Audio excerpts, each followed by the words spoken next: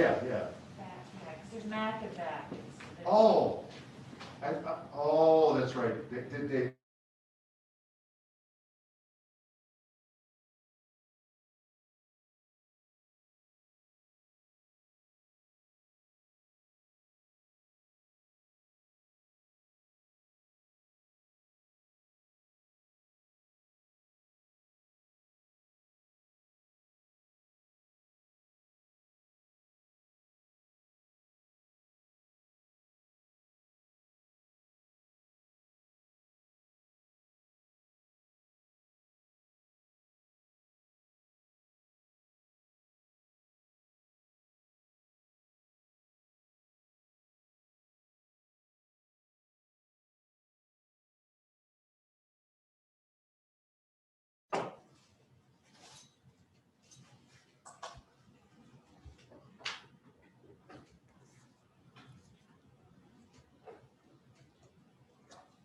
Okay, I have 6 o'clock.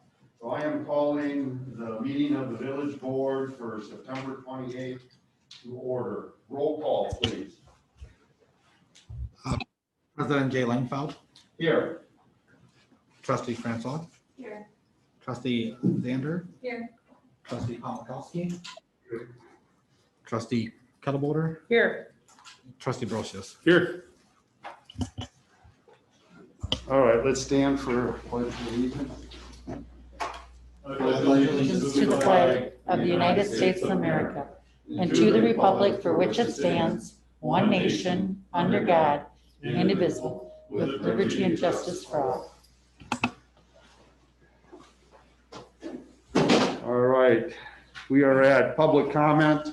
This is an opportunity for anyone to address the village board on any issue. Please observe the time limit of 3 minutes. While the village board encourages input from residents, it may not discuss or act on any issue that is not duly noticed on the agenda. Do we have anybody that would like to speak? I do have a pre-registration for Deborah Schultz, 2400 Eulalia, but I do not see her online here. We're in the audience. Deborah, if you are on under a different name online, please unmute yourself and speak up.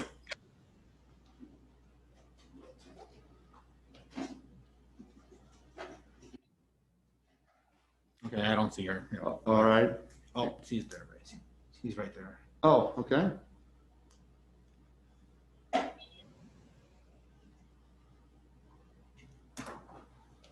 Hi, Deborah. This is Bill. We are at public comments, and I have you signed up for pre-registration to discuss traffic safety on Lewis and Eulalia streets.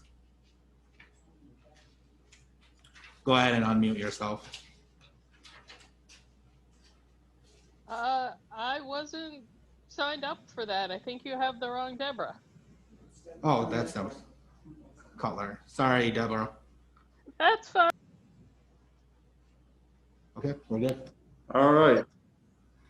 We're at consent agenda. Upon request of any trustee, any item may be removed from the consent agenda for separate consideration under general business.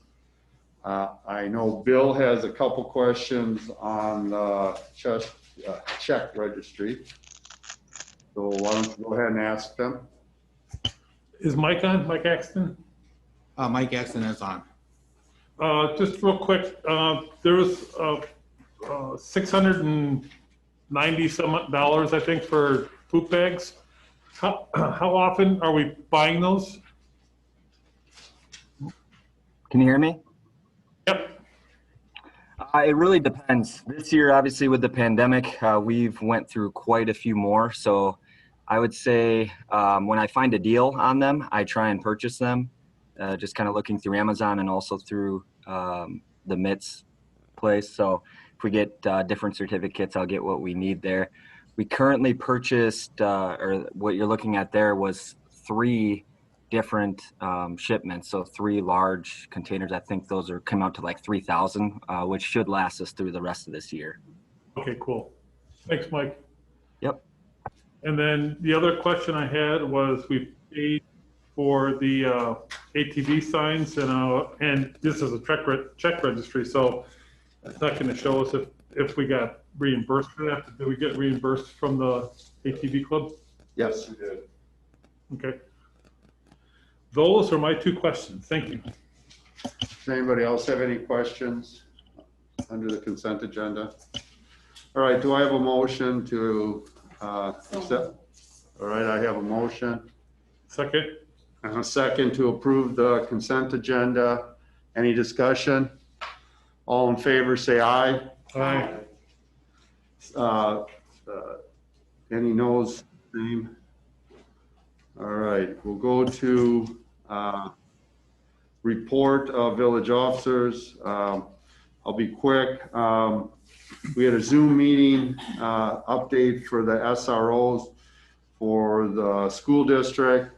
I was very impressed on what they have done in their plan. They have done a literature research. They've looked at 17 different research papers or studies. They have come up with draft questions for the focus groups and the surveys. They'll be doing both surveys and focus groups to students, alumni, parents, community members, students of color. I think it's gonna be a really good study, and it'll be really key to the Middleton Cross Plains School District. So the plan is still to have it finished by January. So that is moving along very well. The other thing is the census. The last meeting I asked for volunteers to help. That kind of fell through because the census wanted us to design and print up the hangers, the door hangers, and that made no sense to me with the short period of time. So we kind of just let that one go, but I pulled the numbers today in Wisconsin, counting self-report and the people who actually go out and collect the information. We're at 99.2%, which is 12th in the nation out of the 50 states. It was interesting to see 3 out of the 4 top counties for self-reporting were in Wisconsin. Ozaukee County was number 1 with 84.6% self-report. The highest city in the nation had a self-report of 92.8%. Cross Plains, as of 9/26, is at 81.9%. So we have 4 days left, unless some court rules that it has to go back to October 30th. So I think we're in pretty good shape. So that is all I wanted to report. Judy, anything? No. All right, any other trustee would like to report anything? Okay, we have Lori, then Michael. Yep. So we had our public safety meeting. We reviewed the Eulalia Lewis Street, talked about possibly painting the curb for no parking down in that area. It sounds like it's just a congested area. So that's what we discussed for that area. And that'll be later on the agenda, so. Oh, I'm sorry. No, that's good. Oh, okay. Yeah, so that was. Michael? I just wanted to say that the Sustainability Committee is having a public input session for its plan that it's developing on November 14th. Okay. Would that be good? We aren't exactly sure what. I just wanted to get the date out there. Do you have a time at least? We think we were gonna do it at like 10 in the morning. It's a Saturday, Okay, so. appreciate that. All right, we'll go to Village Administrator Clerk, Bill. Okay, so I'm just gonna run through some dates here in regards to absentee voting schedule and deadlines. And then we'll talk about some election updates here. So currently, right now, we are accepting absentee application and voting by mail. In-person voting does not start until October 20th. In-person absentee ballot applications also cannot be accepted until October 20th. in person. We can accept them by mail or email or other written format. So right now we've got over 1,000 requests for mail-in absentee ballots, and we continue to receive those every day. The last day to register online to vote, it was October 28th. The last day to request an absentee ballot by mail is October 29th. And then the last, then you have to get your mail-in absentee ballot to the clerk's office or to elections by November 3rd at 8:00 p.m. And they can drop it off in person if they would like to at the polling place on election day. That being said, there are a couple of court action to accept postmarked absentee ballots by election day for 6 days. That has now changed again to the appeals court. It is back to election day at 8:00. So those targets continue to change, and hopefully we can get some consistency here. Any questions on elections at all, or absentee ballots? So we don't have drop-off boxes here in the village, right? We do. Where is that? That is right outside of. Oh, right outside on the door. On the Yeah, door. correct. Okay. All right. And those won't be checked until. Yep. So we receive them in so I check twice a day to Okay. make sure that we're emptying the box, and then we receive them in. We put them into the system.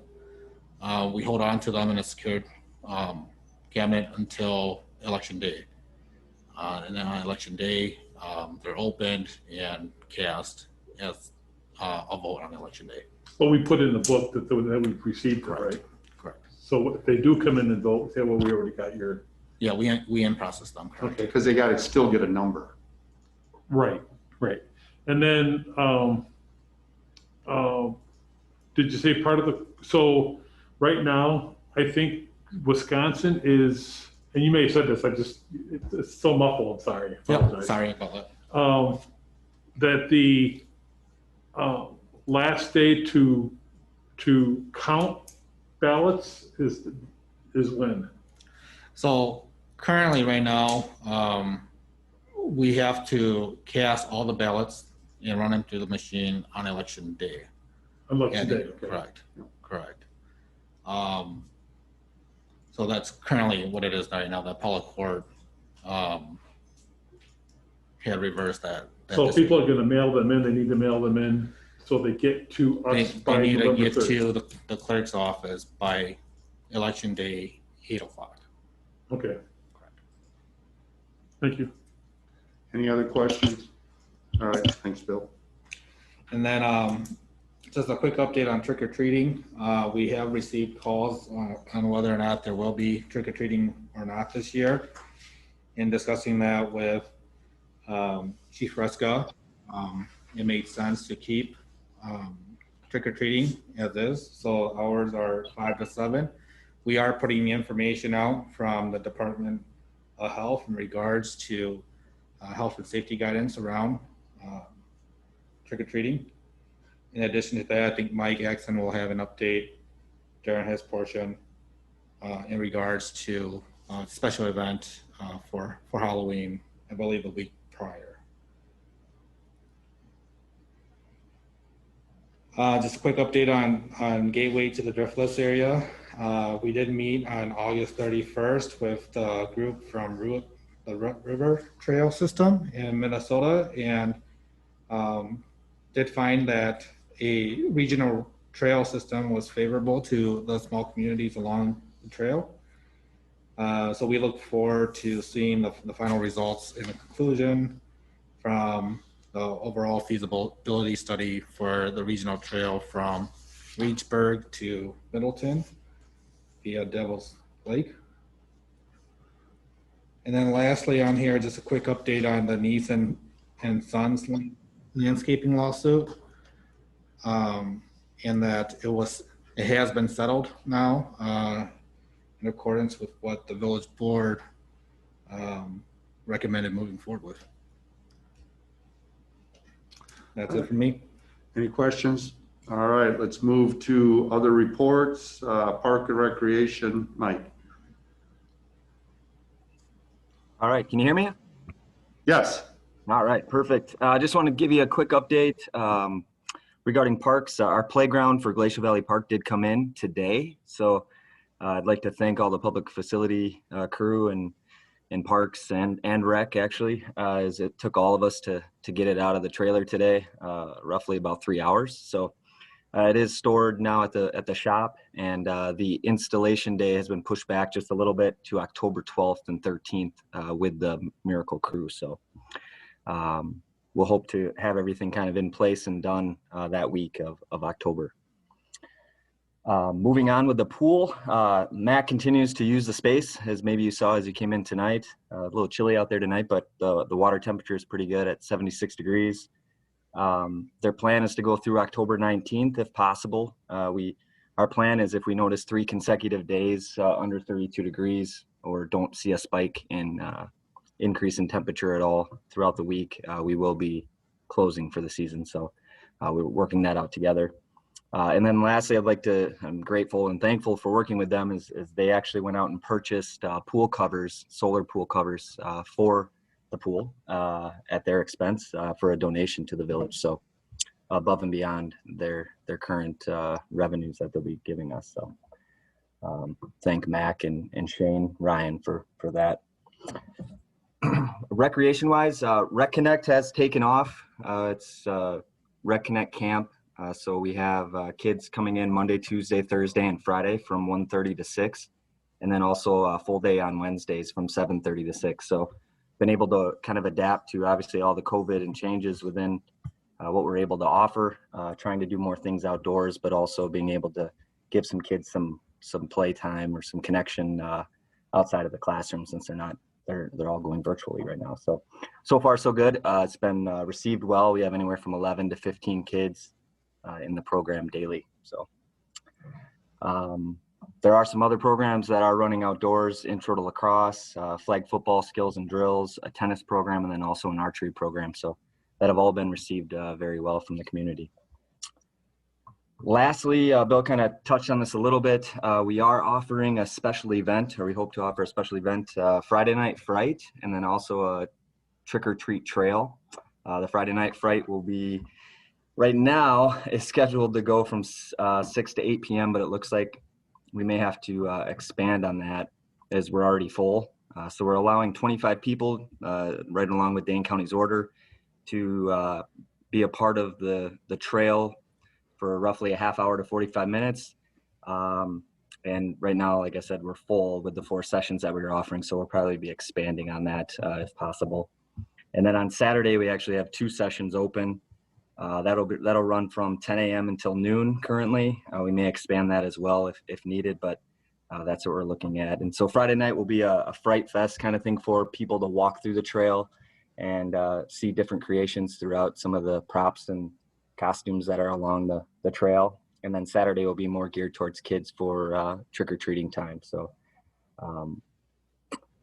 as of right now, like I said, those sessions are fairly full. We're still looking for volunteers and trying to make sure that we keep within our parameters for with the chief, but also with Dane County in regards to the order about the people that are going to be in the park. And we have put together an agreement with any of the volunteers regarding COVID and kind of what our expectations are from them. So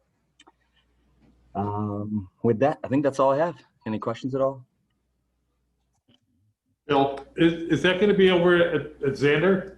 Yes. Are you closing the park then for those 2 days, or what are you doing? Not for the 2 days, but during the event, the park will be closed. Yes. Okay, cool. Thanks. Yep. Any others? Thank you, Mike. We'll go to Northwest Dane Senior Service Annual Report presentation. Hi, everyone. Can you hear me? Yes. Okay, this is Paulette, and I see Bill's got the report coming up. So I won't go through too much of this. You can read most of the 2019 annual report. Obviously, in 2019, we purchased the other half of the building, so our audit's been completed. You can see final numbers in that report, and we just today got the report from the county as well that the audit has been all approved, and we are good to go with no owing the county any of the funds that they give to Northwest Dane. So that's been all reviewed and approved. I think more importantly is just kind of to review where Northwest Dane is at during these challenging times with COVID. Obviously, many of you know we are an essential service during this time. So mobile meals, the number of people we are serving in 2020 for mobile meals has definitely grown. Many of our congregate people that would come in for lunch daily were able to receive mobile meals, and some of them still are receiving mobile meals because we are not doing our congregate meal site currently. The programs that are continuing right now, after about 2 months into COVID, the adult day program reopened on a smaller scale. So we have anywhere from 3 to 5 clients coming in for our adult day program. Case management continued on an as needed face-to-face visits, but definitely saw an increase with everything going on during these times via phone, emails, family. Mental health is a top priority right now. We are working on hiring mental health folks. Newbridge got a contract and got some funds through the county to help us with that $200,000 amount that the county approved, so we can hire a mental health nurse and a mental health case manager. So I am part of that interview team, and we will hopefully start that all in October. The job descriptions, things are all available, and application can be filled out if anyone knows of anyone interested in that piece. We are also looking at just some smaller activities. Today, for instance, Vet to Vet came. We have Vet to Vet, this is veterans, support group type meetings monthly. So that restarted today with about 10 folks. Bingo we did last week with about 10 folks. Exercise, probably about 10 folks starting October 12th. So some of our activities are restarting. A big concern for us being the social isolation. So how do we connect? How do we make sure these people can just get out and see some people? Many of them, their families are out of town, and it's been just challenging. So trying to get creative and figuring out how can we do this and still meet the needs of our clients. So Med D is kicking off here shortly. So our case manager will be contacting anyone that needs Med D reviews or has used us in the past. And as Mike said, that the kids are back at Northwest Dane, and that has been, I think that worked out well all summer with dividing up some of the space so that we could physically distance. And the clients definitely enjoy just watching them from a distance coming and going. That put smiles on their faces. So that's important for the mental health of our clients. Sunny Seconds, the thrift shop, has definitely helped us take the place of many fundraisers that had to be canceled this year due to COVID. So our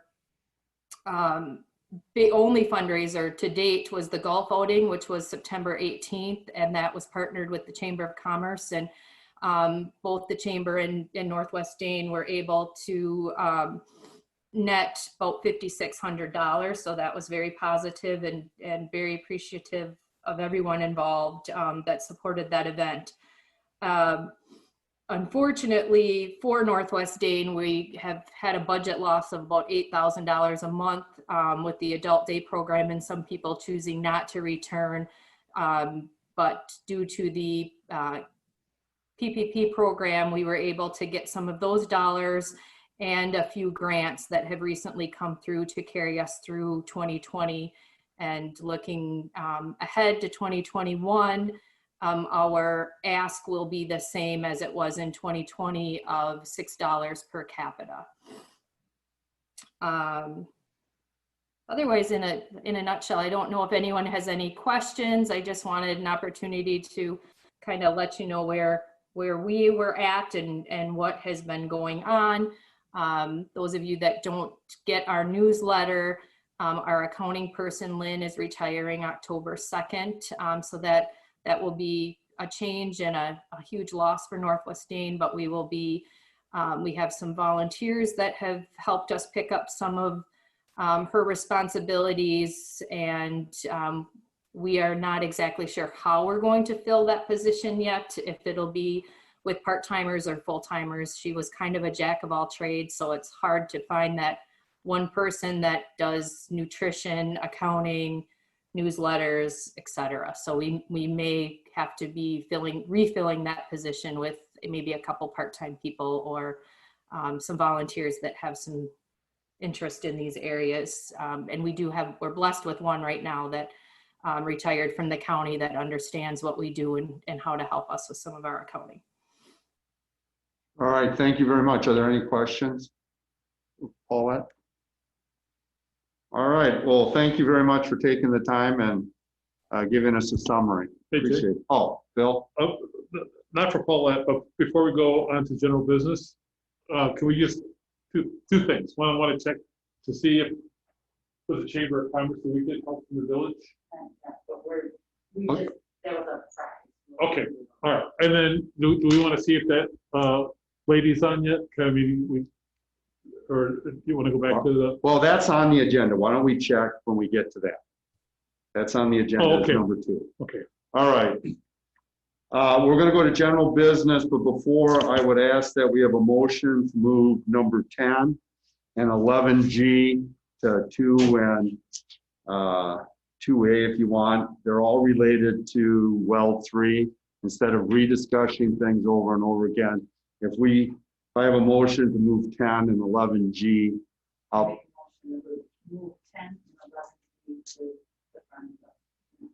All right.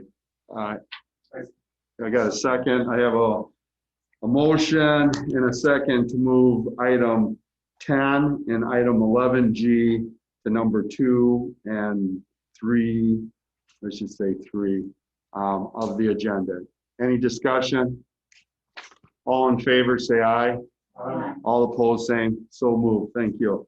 So we will start with the presentation and report on well number 3 public meeting held on August 18th, 2020. Hi, everyone. Hello. How's everybody doing tonight? Good. So you guys have a memo that summarizes the open house. We did have an open house at Fulfelder Park on the 18th. Had very good attendance of it from the neighbors and kind of that whole subdivision there. And the memo, I won't go through each item individually. I can hit on anything if people have questions, but the memo summarizes a lot of the discussion. I don't know what the total count was, but I think we had about 50 people there. So we did have to break up into 2 large groups. We did have the corners of the proposed well house staked, as well as the renderings kind of set up around the park.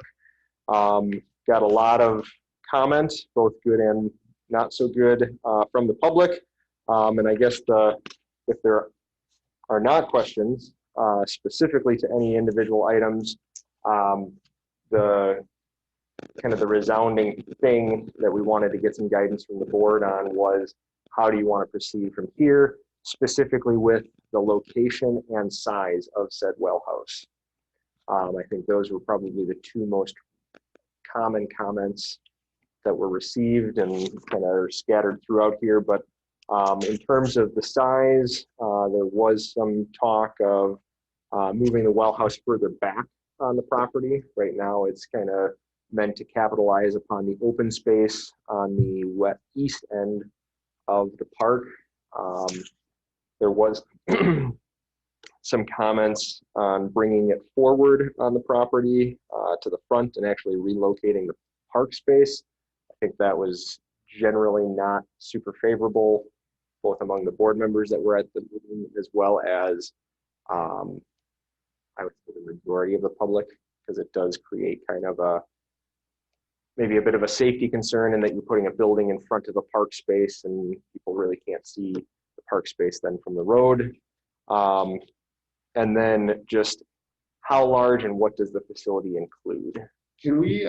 That's what really number 10 is. So can we, I guess if people have any questions on the process of this public meeting, the results are well documented. If you have questions just on what's written, otherwise I'd like to move on to the actual discussion of the well, which would be number 10, which we've moved to number 2. Does that, to me, that makes more sense. So are there any questions on the presentation and report on well 3 that we did on August 18th? I don't think we need any action on this at all. It's not a report. So we will then move on to number 2, which is discussion and possible action regarding well 3. Oh, that's the test well proposal. Oh, I'm sorry, I misread that. But I guess we might as well talk about the whole well then when we do that. I think what we kind of told the community is that we were going to give a couple options. I think what we need to do is one option I would like, because it seemed like there was a slight majority of moving it back as far. So I think we need to take a look at it and actually how far back can we feasibly do it. And then the other thing that I think was pretty consistent was the size of it. And I guess I would like to see at least one of the options, the smallest that we can do, and that would mean having only the storage that we actually need there for the well. And do we need 10-foot ceilings, or can we go with 8-foot ceilings? Make it as small as would be workable and feasible for us. You know, that's what I'd like to see, because that kind of seemed to me was what the public there was really looking at. And then there's the smaller things. I think some people made some legitimate comments of why spend the money trying to move some of those trees. That money would be better to just plant new trees, use it for landscaping versus trying to move these trees that they probably have a 50-50 chance of making it. So that would be what I would consider a take, because I have been talked to outside of that meeting by some of the people that live there, and I would agree with you 100%. Most of the people outside of that meeting that came up to me, and some of them were also there, don't want it up by the street. And I think there's real safety problems with that. The one thing you don't want to do is block your playgrounds. You want your playgrounds very visible from the street and stuff like that. So there are some safety issues I would be concerned on that. But I would like to see how small the building can be and how far back it can be up on that park. So I have Judy and Sarah. I would also like to see it as back as far as you can, but I would like to see a little bit bigger with the storage thing with bathrooms specifically. That was a big concern for some of them. And the trees, the Schweitzers and them did want. The Schweitzers did want to see those trees stay because they've seen them grow for the 24 years they've been there, whatever it is. So maybe an option like what it would cost to move them, or what, I mean, give us both options maybe. Well, you've already gotten quotes on to try to relocating them. For all of them. Yeah, it was truthfully, I thought it was quite inexpensive to relocate those trees. But if we move it back, we may not have to take some of the trees down. So I hear what you're saying. Sarah? I just wanted to say pretty much the same things Judy said. I think that the Parks and Rec storage in the building is something I would strongly promote, and the bathroom. If we're going to have a building there, that would be something useful, and that would be an asset to the neighborhood and the people that use the park. Bill? The only concern I have about putting bathrooms in there is who's going to clean them, who's going to keep them maintained, you know, and we got to hire somebody to do that, or use staff to do that, people do that. So I would unless we have organized play like we do over at Fair Park, and we have bathrooms there, how, it's just a question we would have to ask, is who's gonna maintain them, how are we gonna keep them clean, how are we gonna keep them from getting damaged, vandalized, that type of thing. Michael? With regard to the bathrooms, I agree with Bill, who's gonna perform maintenance on it, task to be performed. With regard to building sizes, so this is an infrastructure, and it's a well house, I agree with Jay. The size of the building is just as functional as it needs to be, and not the size of it's a well house. So it sounds like we want both, an option for both on size and location. And I think what you had showed us at the community meeting was the large building as forward as possible, right? Yeah, I guess it was, yep, Okay, fairly far forward, so we can certainly look at options for tucking that back further, within a reasonable distance back, and then building size as well, both larger and smaller.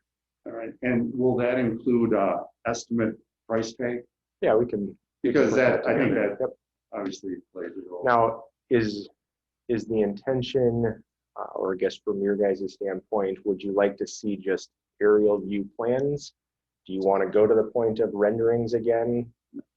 I think the renderings is something we need to look at later on. Right now, I think location and size are the important thing right now, because I think we kind of talked, and the community expects some input on the actual outside. And if you're going to spend the money on rendering, let's get something that they are talking about, so they can see what their ideas look like.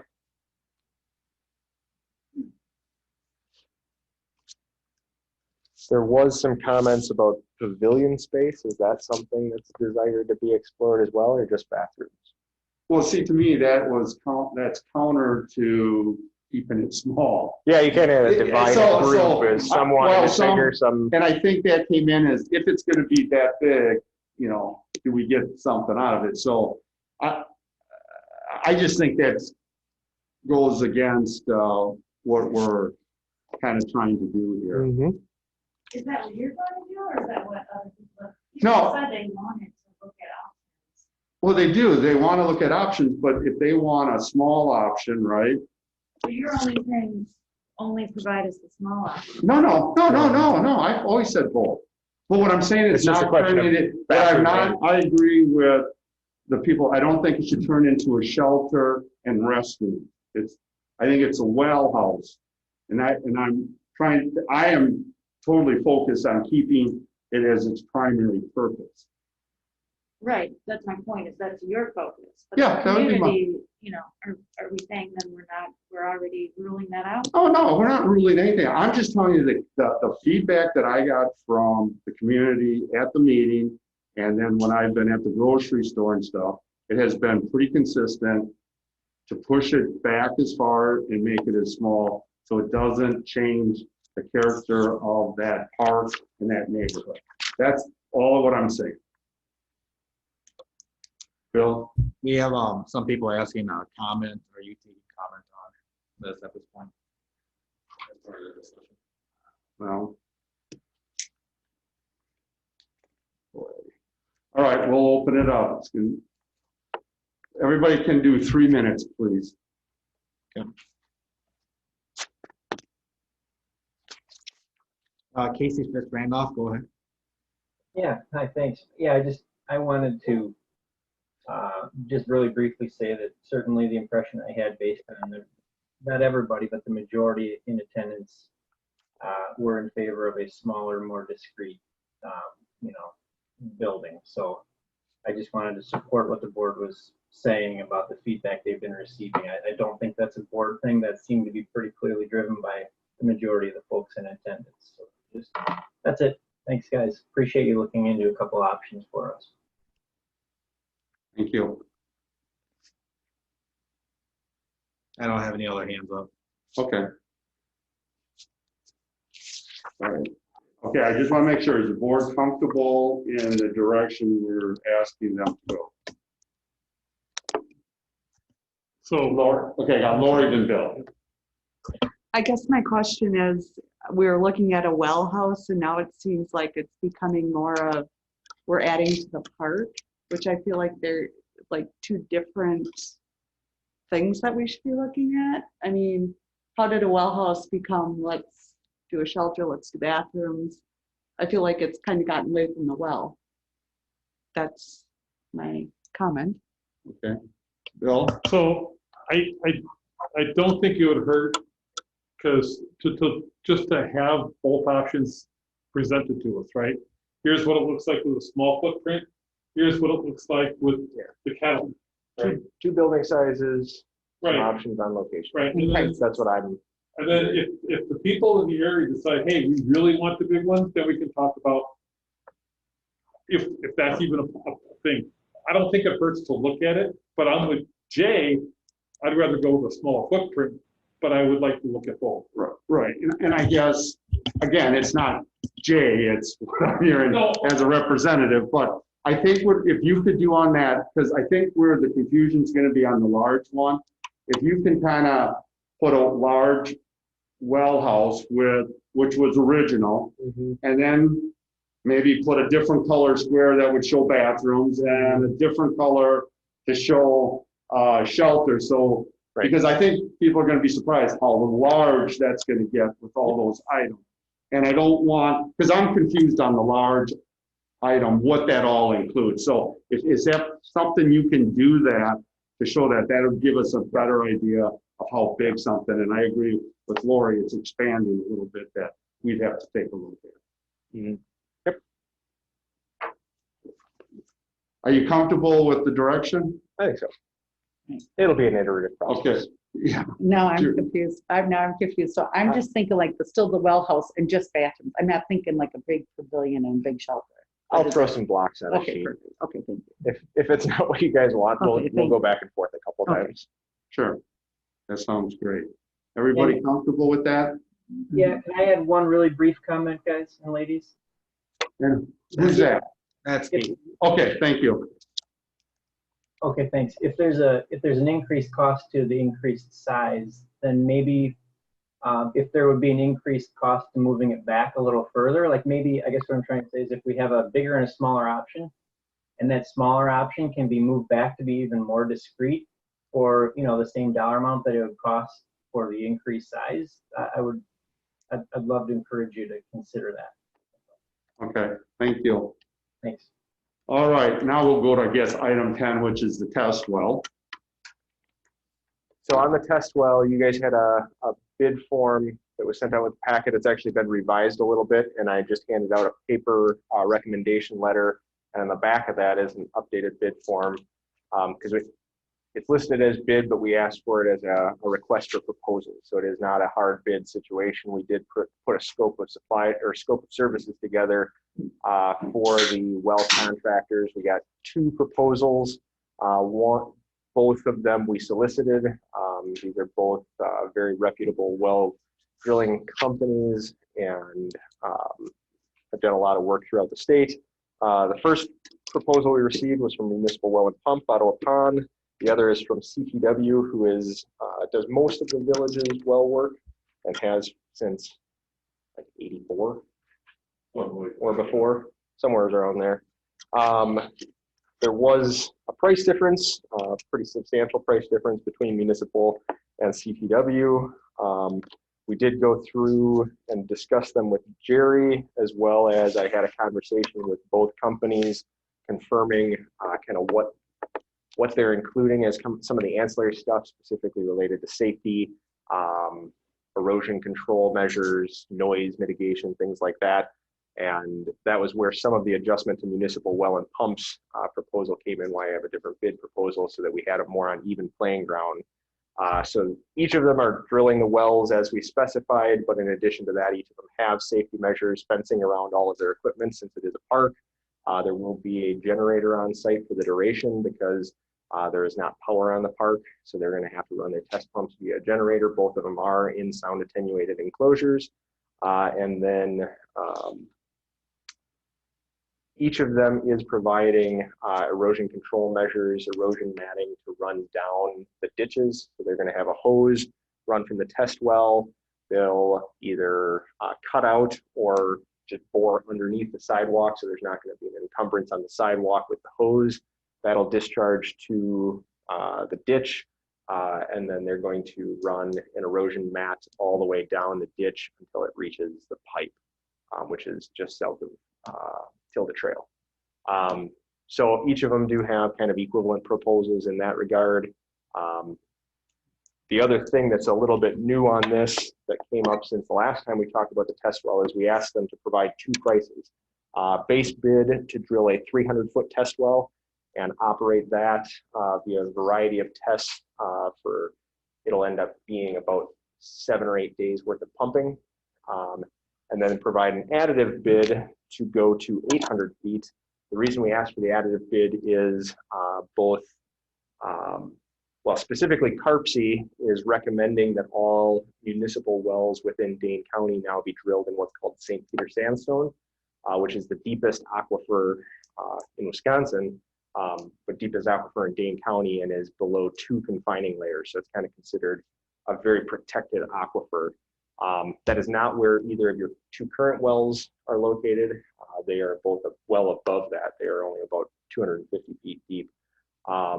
The original intention, based on the existing wells and talking with CTW, who's done your work for a long time, was to put in a 300-foot well. DNR kind of echoed the recommendation. It's not a requirement, but a recommendation to consider going into that St. Peter Sandstone. So for the purposes of the test well, I guess I would recommend we do the same. We do that and find out what the differences in water quality are. The other thing that you guys will be considering this fall is what you're going to do with your other wells, kind of as a water system master plan. If it is decided that you're going to do something like abandon well 1, which would be an option that we consider, I think there's more merit to having a more protected and potentially robust situation by drilling a deeper well now as opposed to doing it later. It's not guaranteed that you're going to get better water quality. Along with going deep, there's the potential that you find other contaminants, which is why we do a test well. So I would recommend we do select both the base bid as well as the additive bid scope from municipal well and pump.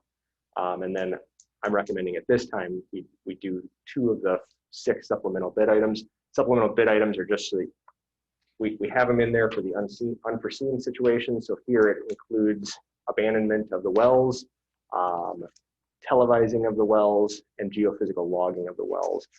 I would propose we plan on geophysical logging right away. The only reason we go back and televise is if we run into some sort of unknown thing that you can't see and you need to put your eyes on.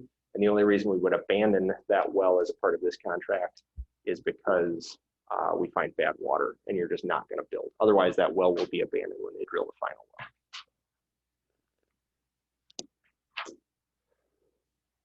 So which 2 are you recommending? I'm recommending, if you go to the second page of my recommendation letter, a total,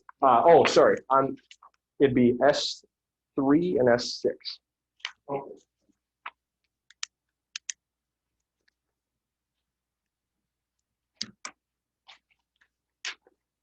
Any questions? Michael?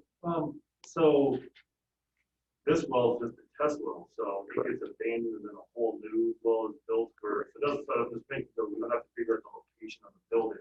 Correct. No. This is going to be, right now, the tentative, we don't have a specific dot on the map yet, but the tentative plan is it's going to be about 50 feet to the north of where the current proposed final well is, but that is never going to get used for the building at that spot. So it will not interfere with anything future. Any other questions for Ben?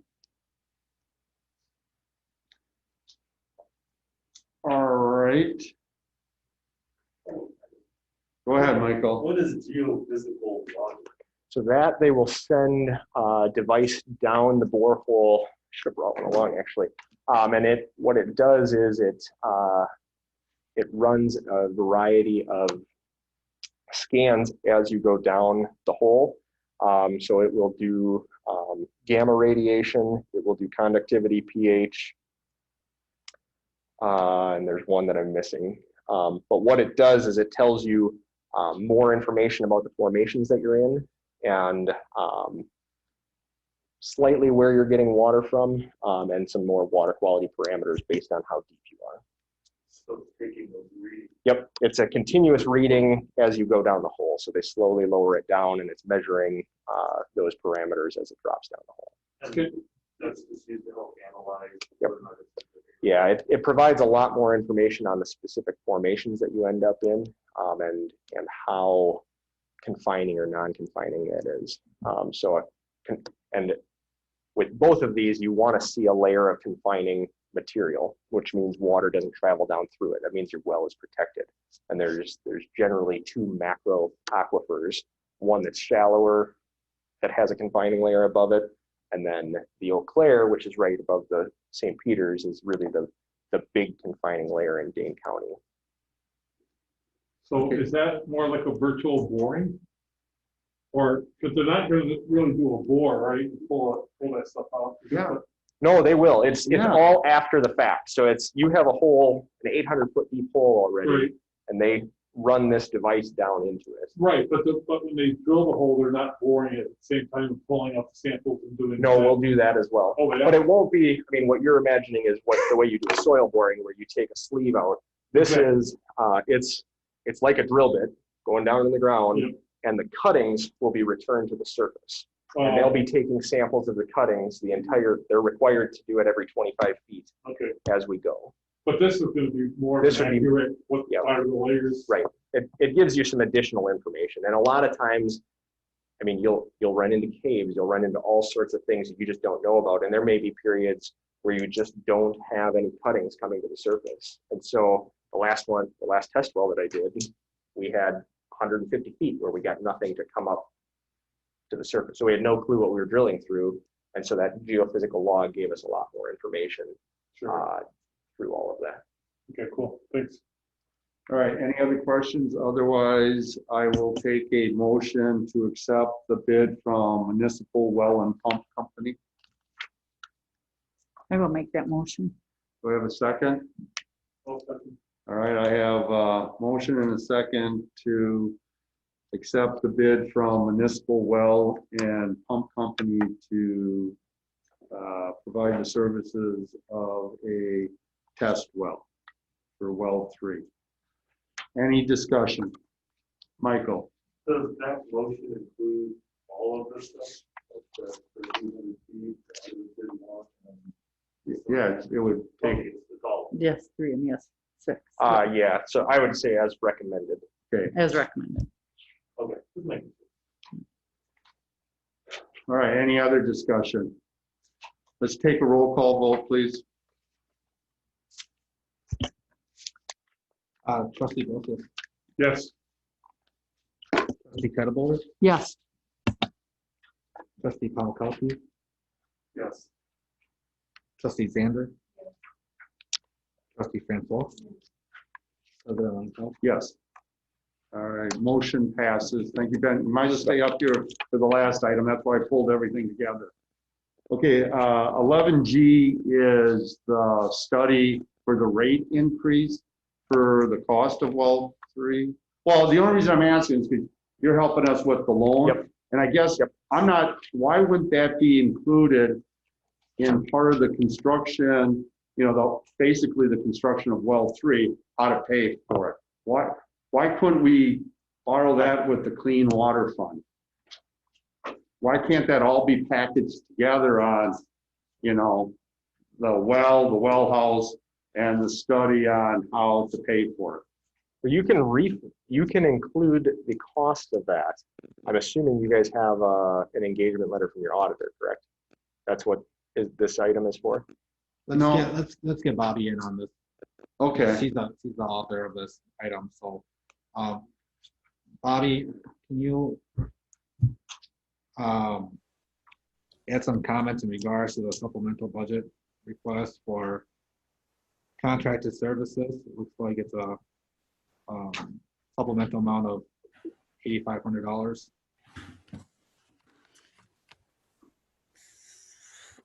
Yep.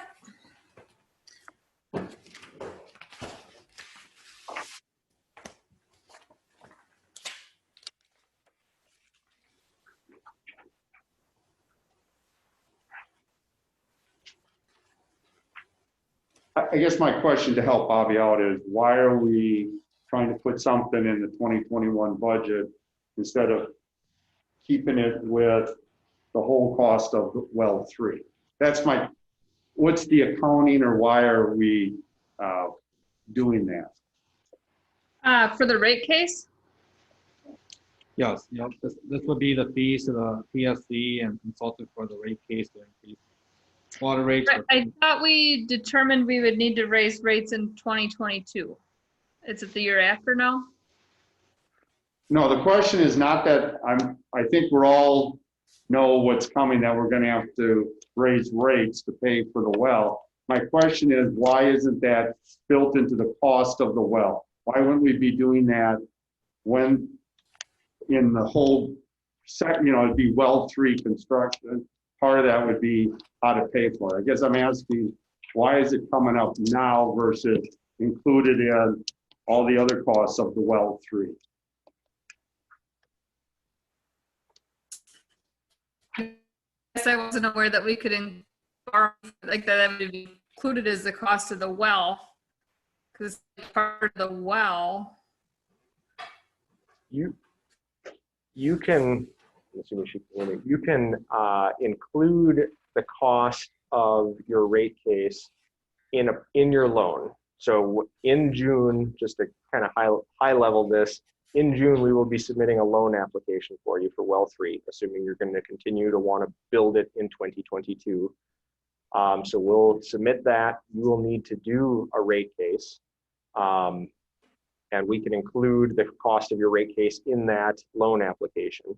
But you will need to pay for that rate case before your loan closes. So I don't know if that impacts how you guys are handling the actual budgeting, because you will not receive loan dollars until roughly March of 2022. But you Okay, so in either case, we would need to budget the expense in 2021. Exactly. And then possibly it's just the revenue side. You will need to initiate your rate case no later than August 15th of 2021, because the PSC takes 6 months to review a rate case, and you have to have your rates in place prior to your loan closing. Okay. Okay. Okay, that answers my question. So I appreciate that, Ben. So I guess, do I have a motion to approve this item with the conditions that'll be built into the clean water loan if we get it? All right, so I have a motion and a second to approve, I better get this correct, the contract services for rate increases, fees, supplement. All right. Is there any other discussion? Phil? So the 2020 budget amount is 13,000. The proposal is 21,650. Correct? Oops, sorry. So the 2020 budget is 13,000. The proposed 2021 is 21,650.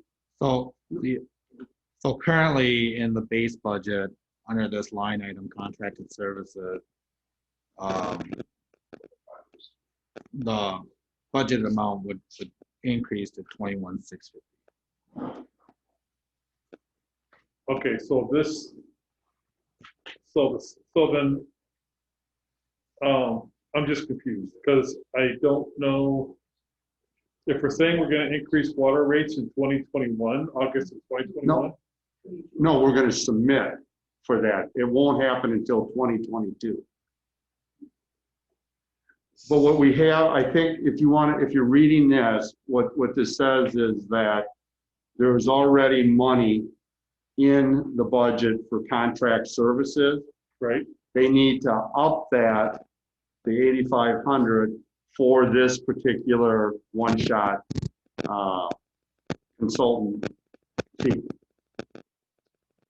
So this, okay, so it's a consultant. Well, yeah, we're going to hire somebody. Right. So what they're doing is asking for that to be above what we already have in consultant fee for water utility.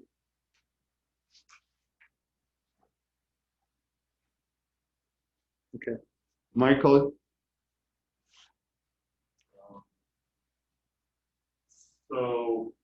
I'm confused. What did I motion? Or did I motion to raise this up and then we're gonna pay it back then later on when it comes out of the loan?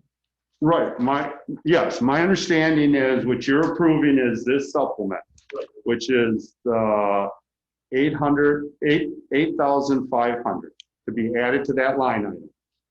When we apply for the loan, we'll include that.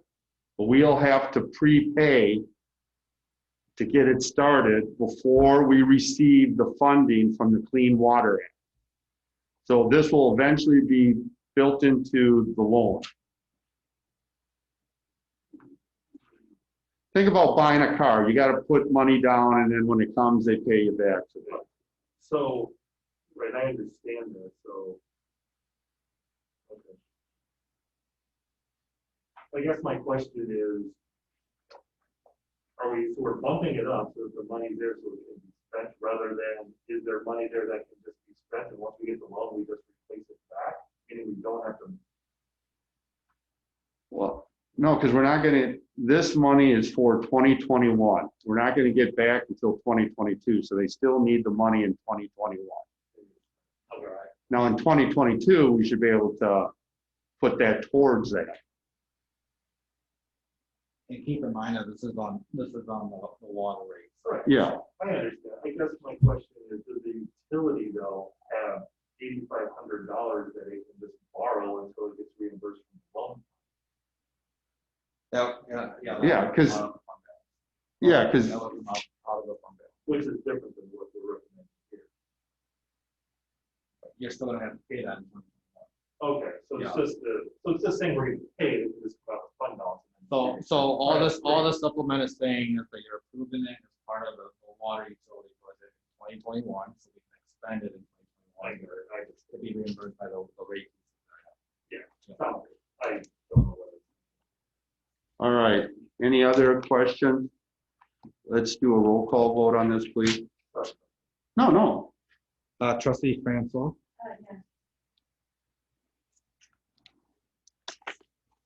Trustee Zander. Trustee Palmakowski.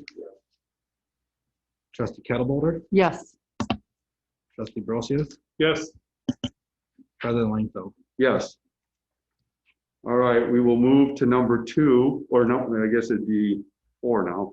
Discussion and possible action regarding traffic safety at the intersection of Lewis Street and Eulela Street. And Lori, Bill, do you want to, or Lori, because it came from public safety? Yeah, so we do have Chief Reska on the okay. Zoom here, and then we also have Deborah Schultz on here also. Okay, So good. whichever order you want to take them in. Why don't we do Deborah first?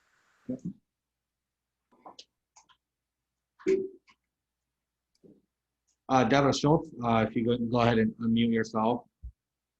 Hello, can you hear me? We can.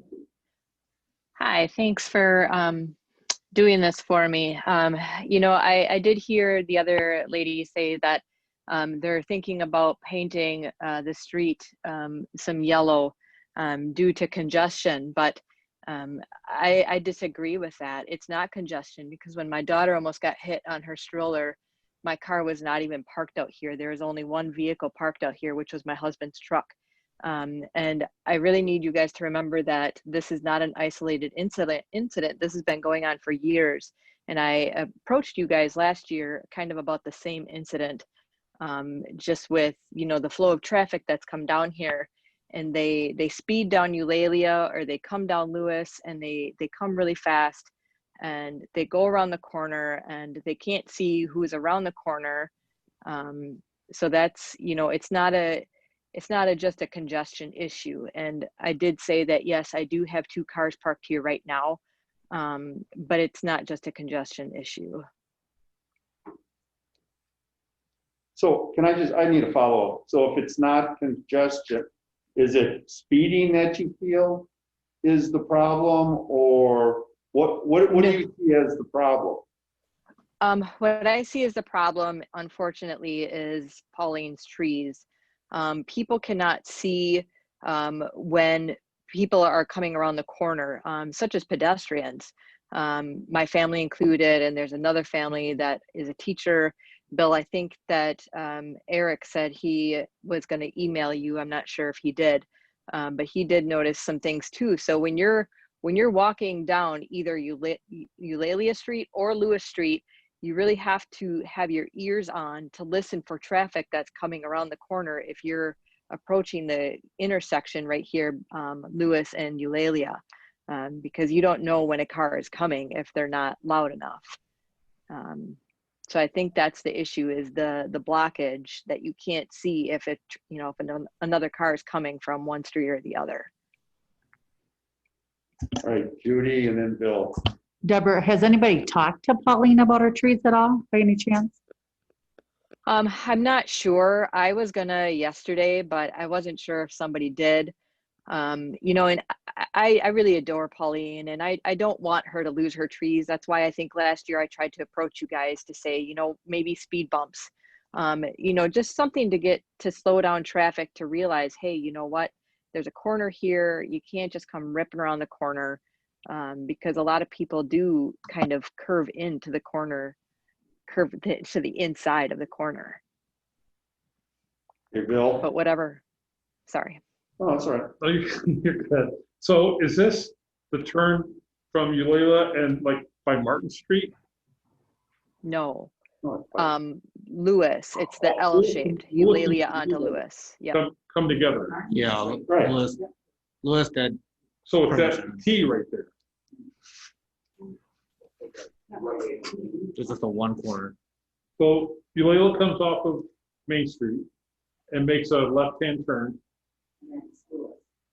And then that becomes Lewis. Then you're right, then St. Martin's would be the next right. Right. So we're talking that 90-degree turn. Yeah, that's what she's Yes. talking about. Okay. Thank you. I just want to make sure I know where I'm going. All right, well, how about the chief? Hi, can everybody hear me? Yes. Yes. Okay, so this was brought up at a meeting, looks like in August, and so we put it on public safety. I took some photographs. I talked to some of the neighbors. One of them is an officer, lives right on the corner there of Lewis and Eulalia. And I talked to some of the other neighbors, and the repeated thing that kept coming up, including my conversation with Public Facility Director Jerry Gray, was that it's just it's a tight squeeze going around that corner. So I do believe Deb is right. There's definitely speeding. I mean, we have increased our traffic stops by a lot comparison to even last year. We have a lot of people speeding and a lot of stop sign violations and things like that throughout the village. But I think that this location specifically also has some issues with, it's just not very wide.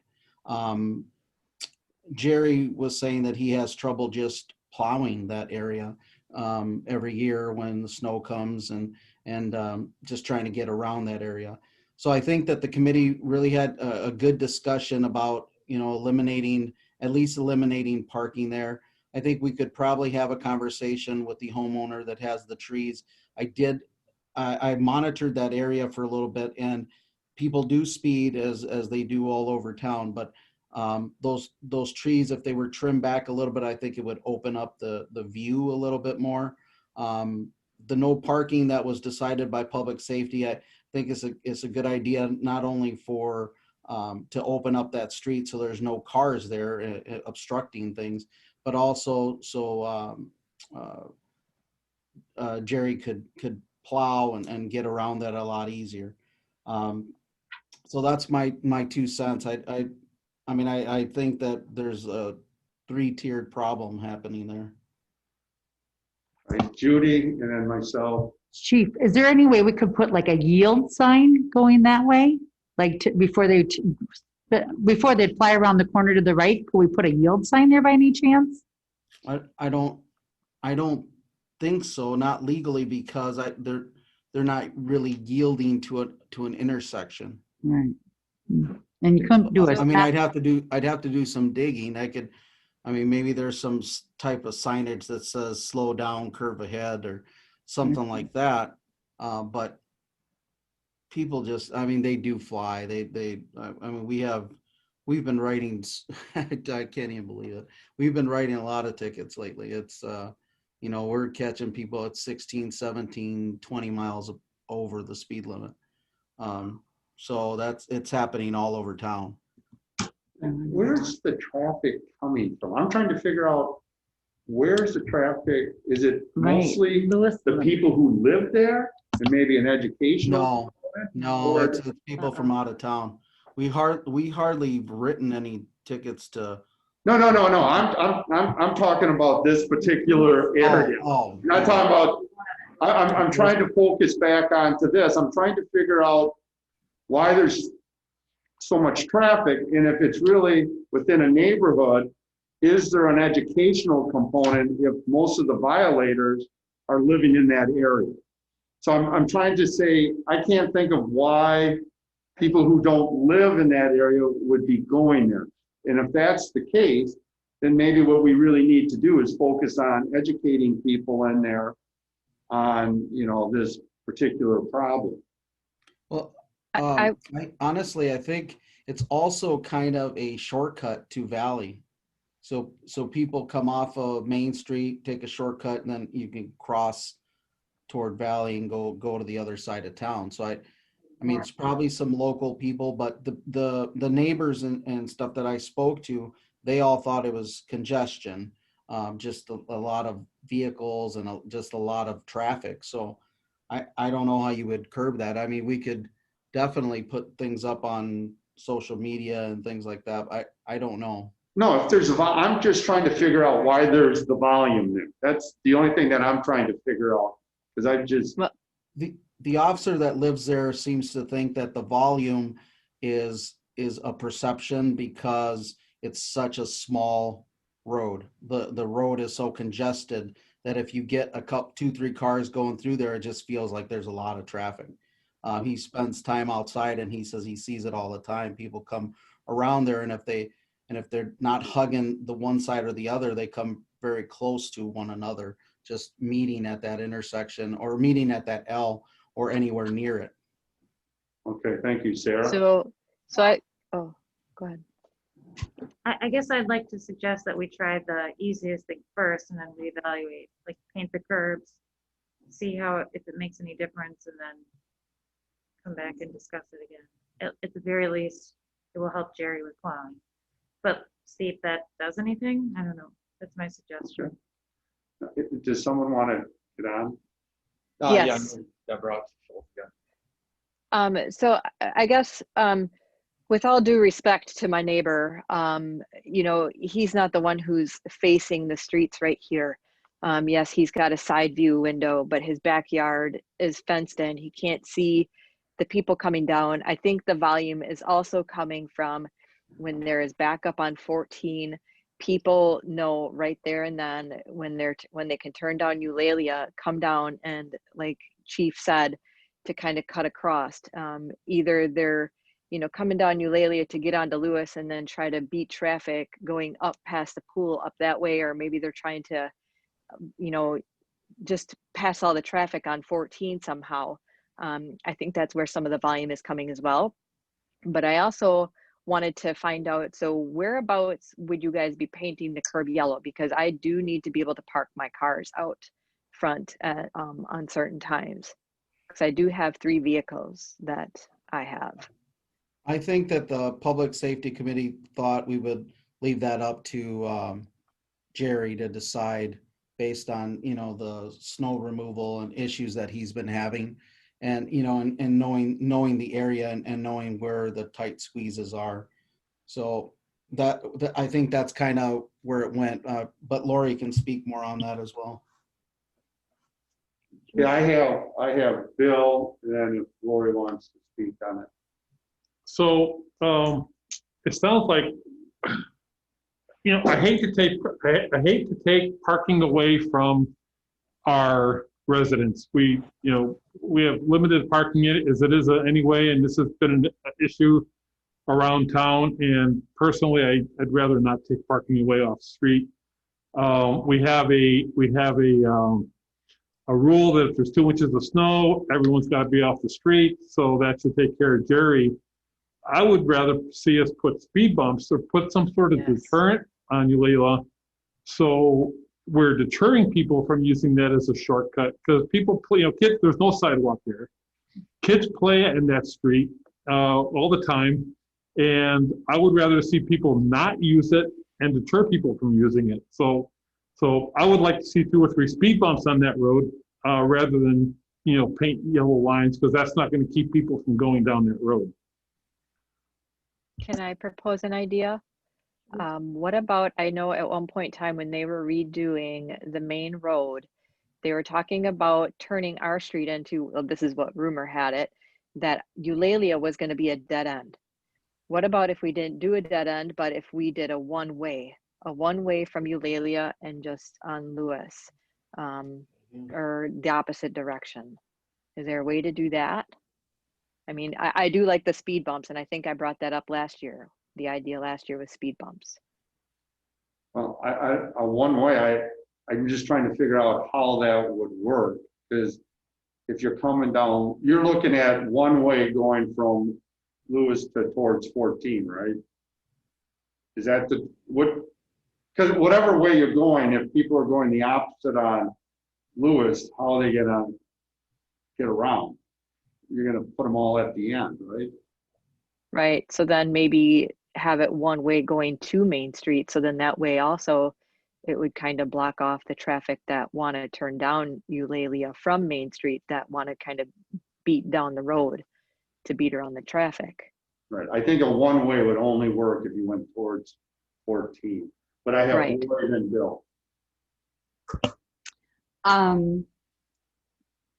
Looking at the pictures, I feel that Pauline's trees make it difficult for people walking. And I think having the vehicles on the road, having speed bumps, and it's so narrow there anyways, that, when we were talking about it, it's just the way this street is. And having a lot of people parking on the street and the trees from Pauline's yard are huge that you cannot see. It's more, and Tony, you can comment on that, just being able to see when you're on that road and people coming, because it is almost like you're going down a dead end and then here the road continues. Mhm. I still think there should be limited parking on that road to help. All right, I have Bill, then Sarah, then myself. Well, I just wanted to comment and give a suggestion. It sounds like we keep going back and forth with some ideas here, and I don't know if we're going to be able to resolve this issue tonight. It seems like there needs to include some more study on the area, especially if we're going to turn this into a one-way street. They're impacting more than one person, and so that would be my recommendation. Is whether it's a combination of yellow striping or trimming back trees or a stop sign or speed bumps. I think there needs to be some more homework on this if the recommendation from public safety is not going to be taken. So just to continue to move us forward. All right, I have Sarah, then myself. I just want to request that we follow the public records regulations or that we've set, where we're not engaging in a back and forth conversation with people during the public comment, because it elongates the meeting. Fair enough. I guess I'm kind of with Bill, but I think what we need to do is identify what the true problem is, because to me, if speeding is the problem, really what you want are people to be parked, so it automatically slows people down. If you want better visibility, then the no parking would be helpful. One of the best ways to slow people down is narrow roads and cutting their vision. So I'm hearing suggestions that cut both ways. By taking parking away, you're really going to speed up traffic. It will open up visibility for pedestrians. And then the opposite is if you have parked cars, slows down traffic, but more dangerous for pedestrians. So I'm with Bill. I guess what I would ask is maybe we refer this back to public safety and we come up with different options and kind of just see how they would work. We've seen turning it to a one-way, speed bumps. I know a lot of times public works don't like speed bumps. It's harder to plow. Neighbors, a lot of neighbors don't like them because of that. So if we can get it back and maybe define it a little bit more, not to say that we don't end up in the same spot, but I'd like, now that you've heard some of the suggestions, maybe we can take a look at that. The same thing with the feasibility of doing something with the trees. I just, that would be my suggestion. But how do people feel on that? All right, so can we have a motion to refer it back to public safety for a few more, a little more in-depth look at it? All right, do I have a second? I'll second. All right, I have a motion and a second to refer back the traffic safety concerns for Lewis Street. All right, any other discussion? All in favor, say aye. Aye. Opposed, same. All right, now we're on, it would be number 3 on your agenda, discussion and possible action regarding the extraterrestrial plot review for lands owned by Gary Brunner. First one is approval of the access agreement.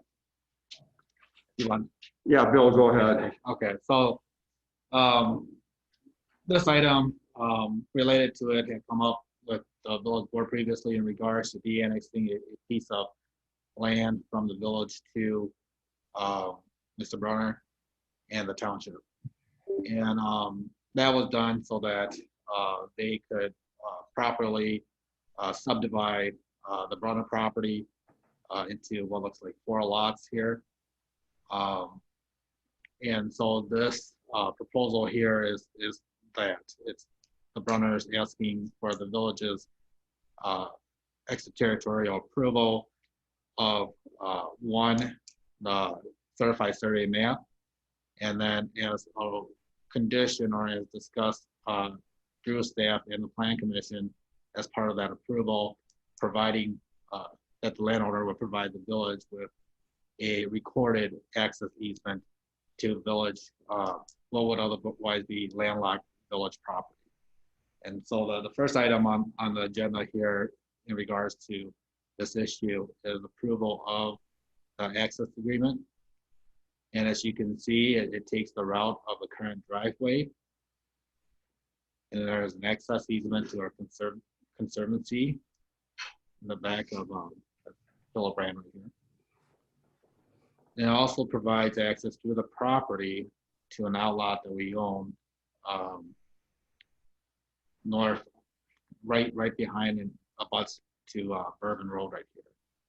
And so the reason why we need the access easement is for maintenance. I understand as of right now we have a kind of a handshake agreement with the Brunners, and so this would record that access. All right, Sarah, and then Bill. I just seeking clarification of why they're requesting it, saying they're going to put it into 4, divide it into 4 properties, but say that there's not, those 4 different lots are not going to be developed. So my understanding is that they're going to be, these 4 lots will be owned by different people. Brunner will be keeping lots 1 and 2, which is south of the road, and then the farmstead, the homestead, excuse me. And then Hartung would be purchasing lots 3 and 4, and I believe Hartung lives somewhere in here. 12. I live in 12. So James, did you want to discuss why you're purchasing it and answer some of the concerns in regards to future development? Yeah, I don't have any plans for future development at this time. I just want to keep it as green space. And I'm going to farm it or lease the land back to the owner. So we're going to continue to farm and pasture anything that, is usable, but it's really green space. Again, don't have any development plans. Lot 13 I do own. Also, it's vacant.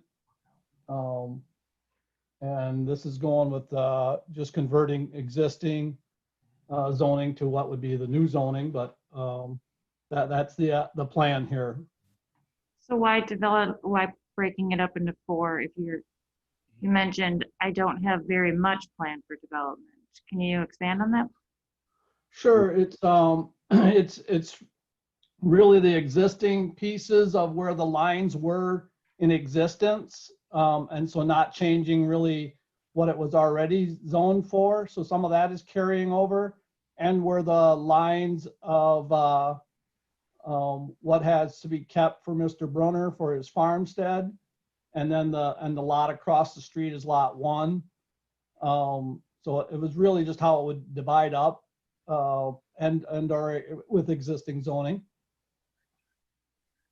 So I do want to add that the reason that this outlot looks like this, it's gone through a couple of revisions, but this is in order to meet and at the request of the township to make it so that it's not a landlocked parcel. This area here is very steep in elevation. I know that it looks, at least on this map, potentially like a road coming in from Bourbon, but in discussing that with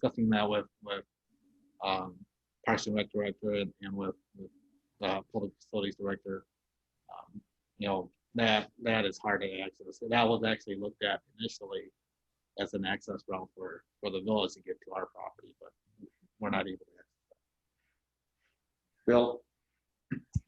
So a couple questions. So the access road, 'cause that's what we're talking about right now. So James, is that the path that the ATVs are taking on top of the hill to bring the cows in and out? No, it's part of it is if you get to E17 there, the path goes straight down into the farmyard right about there, or a little bit after that. Between E17 and 18 is where the path in the farmyard, and that is actually depicted on another map that I believe is included here on where those lines exactly exist. I think if you, there you go.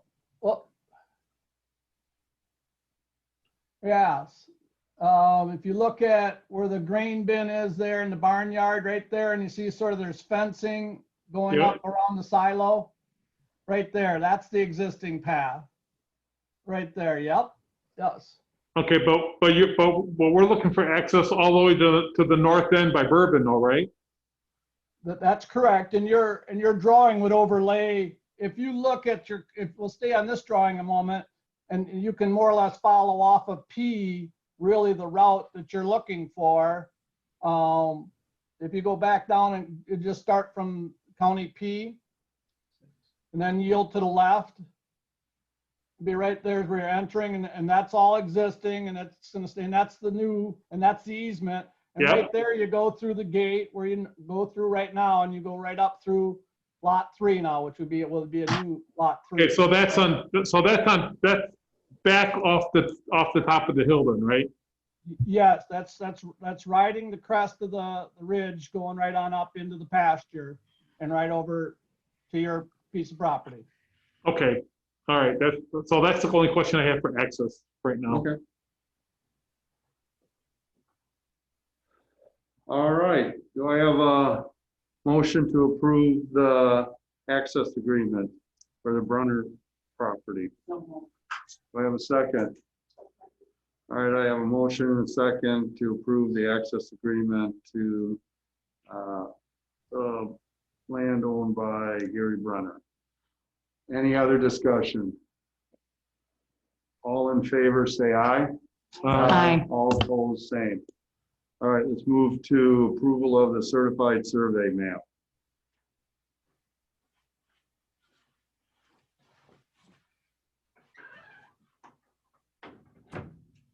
I'll make a motion to approve the certified survey map so we can get discussion on it. Thank you. Do I have a second? I have a motion and a second to approve the certified survey map. We're at discussion. Bill? So lot 4, that is right now a pretty flat field, well, kind of sort of flat field. Are we looking to zone that into the village, or is that going to stay in the town? That will stay in the township. Okay, I think all of this is All of counted. it is township. okay, so the lot line for the village is still going to be behind the houses. Correct. Okay, all right. Anything else? All right. Let's take a vote. So we have a motion and a second for approval of the certified survey map. Discussion, all in favor, say aye. Aye. All opposed, same. So moved. Thank you, James. Thank you, guys. All right, number on your sheet, number 4, discussion and possible action regarding an ordinance to amend the official floodplain zoning map. Do I have a motion and a second?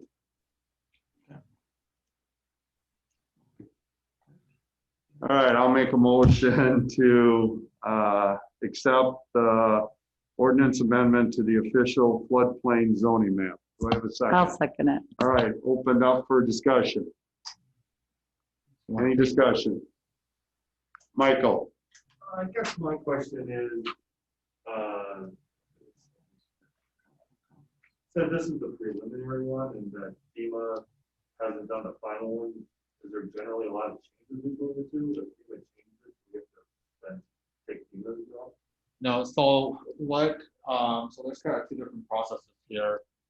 One is the official flood mapping, which initially is the conditional letter of map review, which says that if these conditions are met, then this map is what it is intended to do.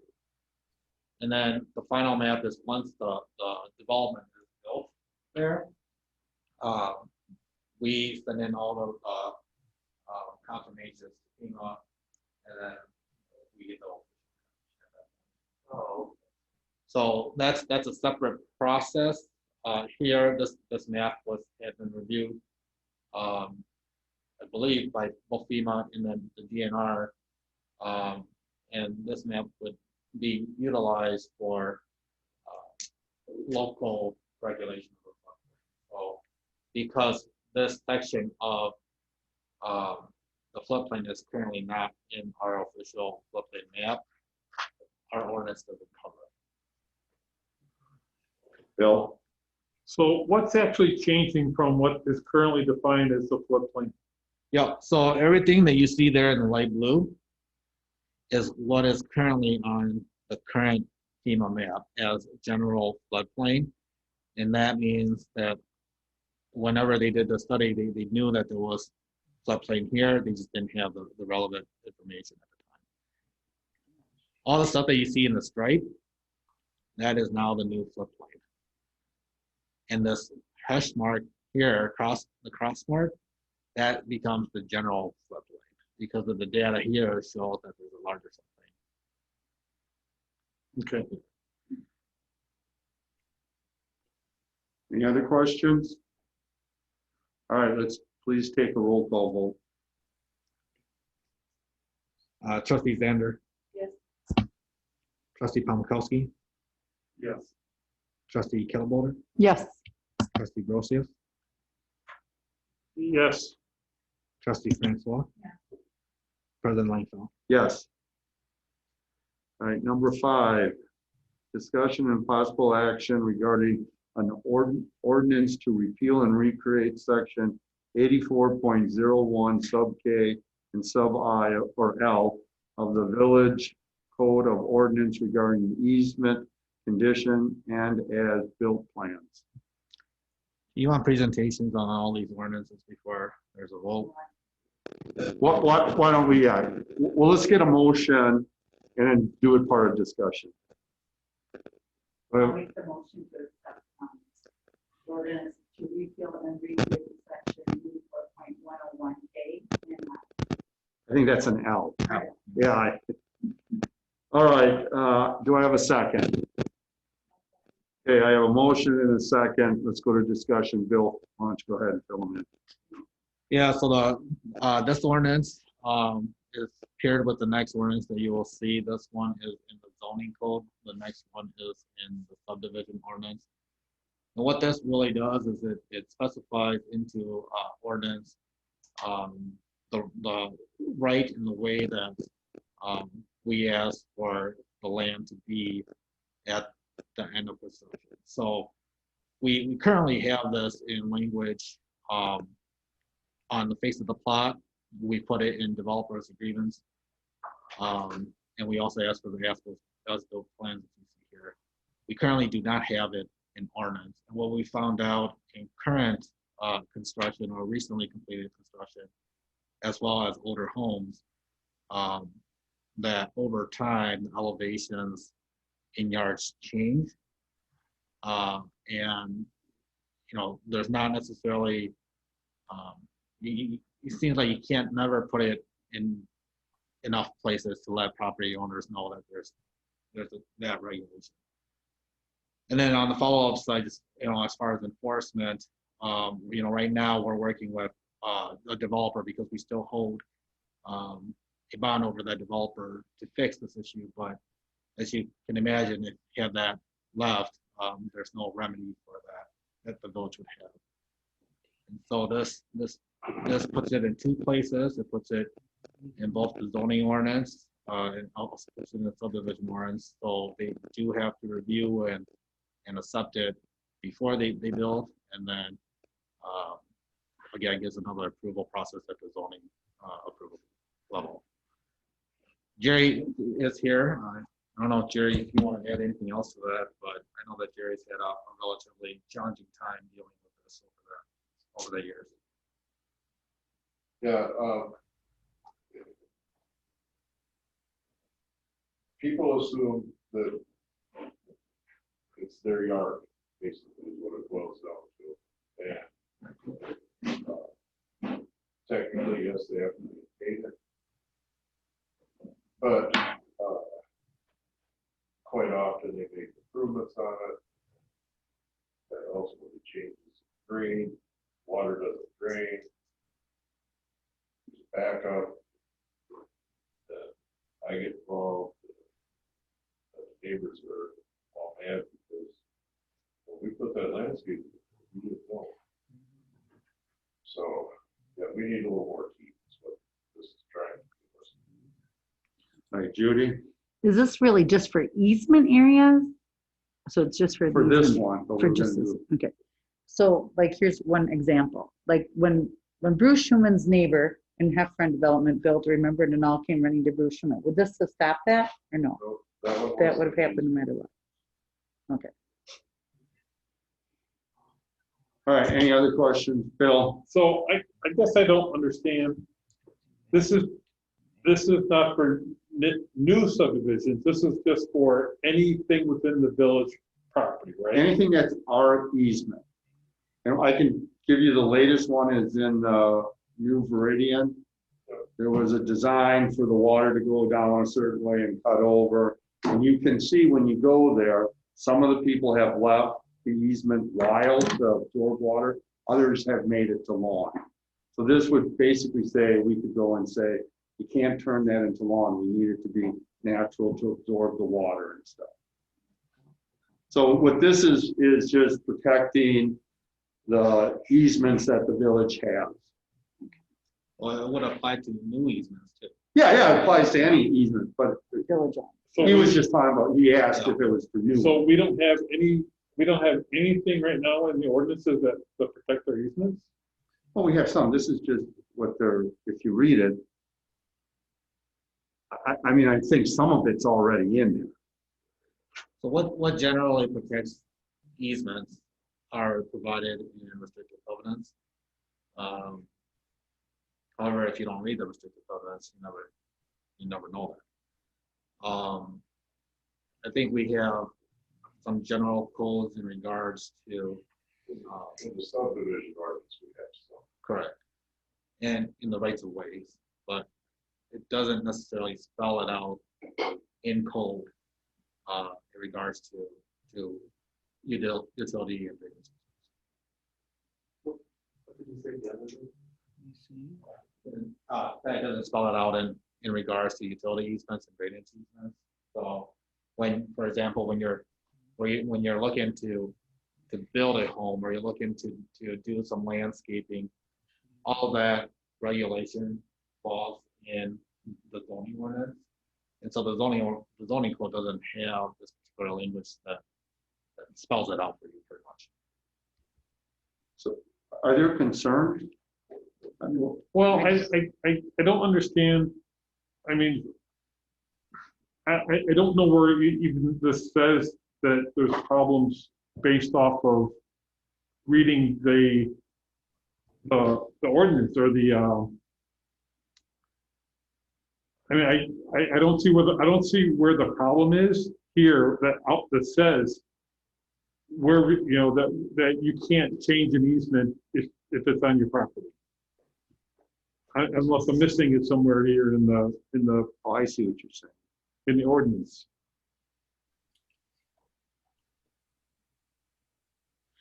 So when you say change, are you talking about the physical changes to the easement?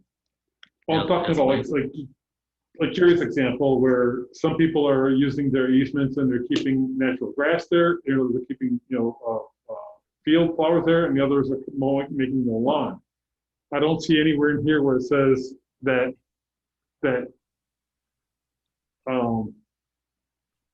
that's an issue. I mean, Well, yeah, 1 and 2 to me covers exactly what you're saying.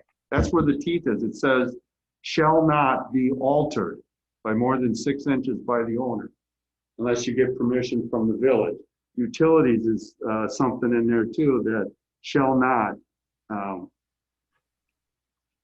utilities shall not be altered. And the problem is we don't have it in an ordinance. So that's what it's saying. You just can't do it. Oh, yeah, I mean, your assessment is correct. I mean, we're not as specific as to what type of grass you can plant. Here, the utility, the easements are concerned with the changing of the grades and the elevation. Because where this comes up most often is we have a storm water drainage easement. And what happens is when they landscaper doesn't know, what the elevations are. They're going to come in and they're going to make changes to it, and over time, they're making that change. Now, once and when there's an issue, and we go out there and we look at the original plans and we see what's out there now, kind of like the issue we have currently, we can tell that the current grades are different from the final grades. And that's where the teeth is, so that we can come in and we can physically change that. Again, it doesn't specify exact details as to what grass, what type, but we need those easements clear. And 6 inches was what was recommended as trying to keep that as close to the original as possible. And that again reflects the 6 inches reflects the language that we have in on the face of the plots and in developer agreements. So this is saying, so from the time that the house was built and approved by the village, right? Any village property or easement on that property cannot be changed by more than 6 inches unless they come to the village and ask. Right. And this is going to be communicated out to the entire village because no one's going to understand it. Yeah, we can definitely put it out there, but generally the way that these things happen is, I'll be honest with you, not unless there's an issue that comes up. That's generally how we get brought into this. Right, but this could be right, and the thing we get beat up about as a village board quite often is we're not transparent, and you guys have all heard it, right? So when, I've asked for, when we have these ordinances that, they go on the website so people have reference to them, they can see them. And then, when Jay does his newsletter every quarter, stuff like this can go in the newsletter. So we have so transparency. So when owners come and we as a village say, hey, you've changed this by more than 6 inches and we're going to change it back and you're going to pay for it, or whatever we're going to do, right? That we've told the community, they understand it, and that we're transparent about it. Yeah, I think that's fair. Yeah. Again, and I guess I apologize for not understanding the question, but all ordinances will be published. It just took me a while to get here because I wasn't sure what I was looking for. Right. Sarah? I was just gonna say, why don't we just try to add stuff in the newsletter, even if we just get ordinance and whatever updates. Yep. And just reference it, and then if people can go on the website and find it themselves. Sure. That's all I was gonna say. Very good. All right, Michael. So,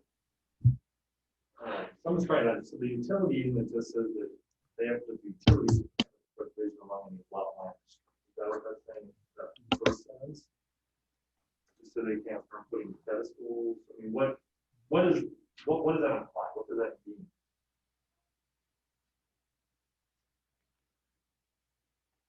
What are we Yeah, trying to correct. prevent? They're like A1. I'm reading that is, you cannot put a telephone pole up or an antenna on an easement without permission. Okay. And so then now, right. So where in the village generally do the utility easements exist? A lot of the backyards. I think all you have to do is walk through the village now, because TDS is redoing their fiber, and you can see all the utility easements that they're doing, and you can see where some of the gardens are being dug up. They're going under a lot, but they dig around. I mean, I lost some rhubarb things because I had them around the box and they had a right to dig them up. So, a lot of where all those electrical boxes, they have a right to get. It has phone, cable, electricity. They have a right to get to those. All the green boxes. Yep. And then there's gas ones too, and generally they're to the side of the house. Most gas meters. Yeah. Not allowing. And the bottom line is, we're not going to go out and enforce it, just like the utilities don't. But it's when they have to go in, like TDS. I'm sorry, sometimes they have to dig up shrubbery and gardens. They got to get to their boxes. So. And the final grade, you're just talking about the surface of the ground, right? Well, I think for me, you're right. Basically, for stormwater, we have a basin, a U-shaped thing. But sometimes that gets filled in because people like to fill it in, and then it blocks the water and it goes all the way up. So, like Jerry said and Bill said, generally we don't really do anything until we notice we've got a problem. People are getting water in their basement or something. We check it out, and then it turns out sometimes, we have to regrade it.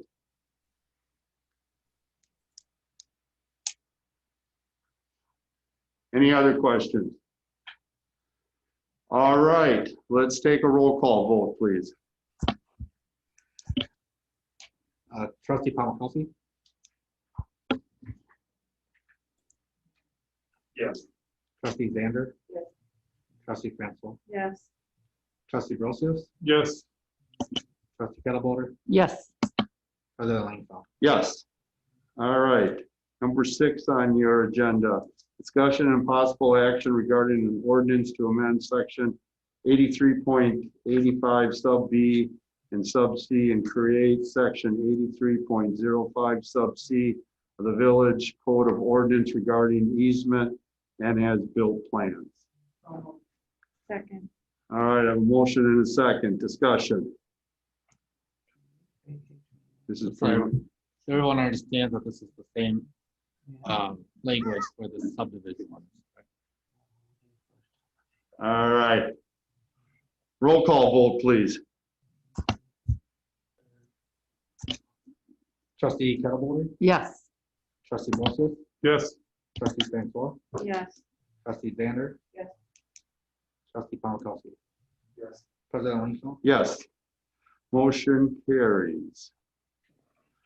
Okay, for number 7 on your agenda, discussion and possible action regarding an ordinance to repeal and recreate section 84.161 of the Village Code of Ordinance regarding conditional use permit process. Do I have a motion? Yeah. All right, I have a motion. Do I have a second? 1 second. I have a motion and a second. Let's go to discussion. Bill, you wanna? Yeah, so this updates our language in our zoning code to be compliant with state statute in regards to the way that we hold hearings and approve conditional use permits as specified by Act 67 that was passed in 2017. And this was out of a case actually in the area that I had been before here, having to do with sand frac mining, and that the state now specifies the specific procedure for you to take comments and evidence and ensure that the scientific, and then making a decision on that, and that should the applicant be willing to accept the conditions, and the permit essentially is issued. And so again, this has been on our schedule. It's put in our budget last year to update this code. We've been pretty much non-compliant since 2017. All right, any questions or discussion? Bill? So this was a lot to read through, this particular thing, and trying to digest it and understand it. And I got conflicting information as I was reading it, so I was like, I just want to ask for clarification. So kind of reading through the ordinance, it sounds to me like the person requesting a change to the conditional permit, as long as they have pretty much their paperwork in order, we're going to pass it. And we have to be able to reject it for any reason, we have to have very specific reasoning why we're doing that. It's not just, I don't want to see it like that, right? So the advantage is always going to go to the person requesting the conditional use permit. Correct. Okay, but I didn't read it wrong. Yeah, and just a little bit of background in regards to the case. There was a sand frac mining conditional use permit in the municipalities of the city. Generally, what happens is the city annexes, the town doesn't get a say in it. In this instance, the town showed up in force, and the municipalities put certain conditions out there based off of what town residents were telling or had asked. And so the legislature came back and said, no, you have to base it off of substantial evidence. Okay. Good? Yeah. Anybody else have any questions? All right, let's do a roll call vote, please.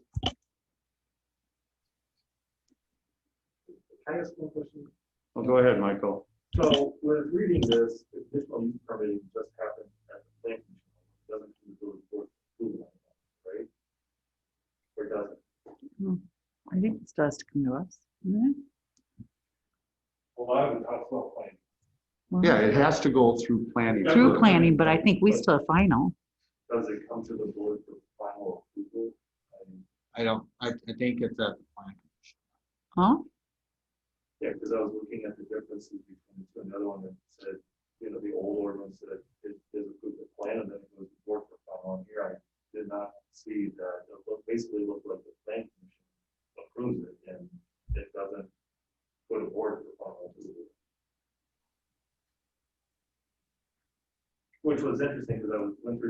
statute, and the statute had changed and it listed conditional use as a specific, like, right for the plan commission. It wasn't in there before in the statute specifically talked about. So that's where I want to bring that up, because I don't think that this has that conditional use just has to be approved at plan commission, and then if they say yes, then it doesn't need to come to the board for approval. I just wanted to verify that from other people who found that as well. Because if people wanted to appeal it, talk about how it went to the Board of Zoning Appeals. yeah.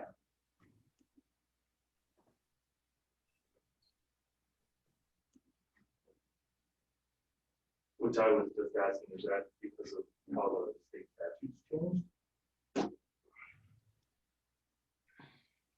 Yeah, so the code does specify that it is approved at the plan commission level. So the language, when they use the language village, they're talking about the plan commission? Well, that's what I was wondering. Could we, if we wanted to, could we make these come to the board for approval? Or has that right been removed from? I just assumed when they used the word village, that meant the village board. Yeah, let me look at if I can find definitions on this.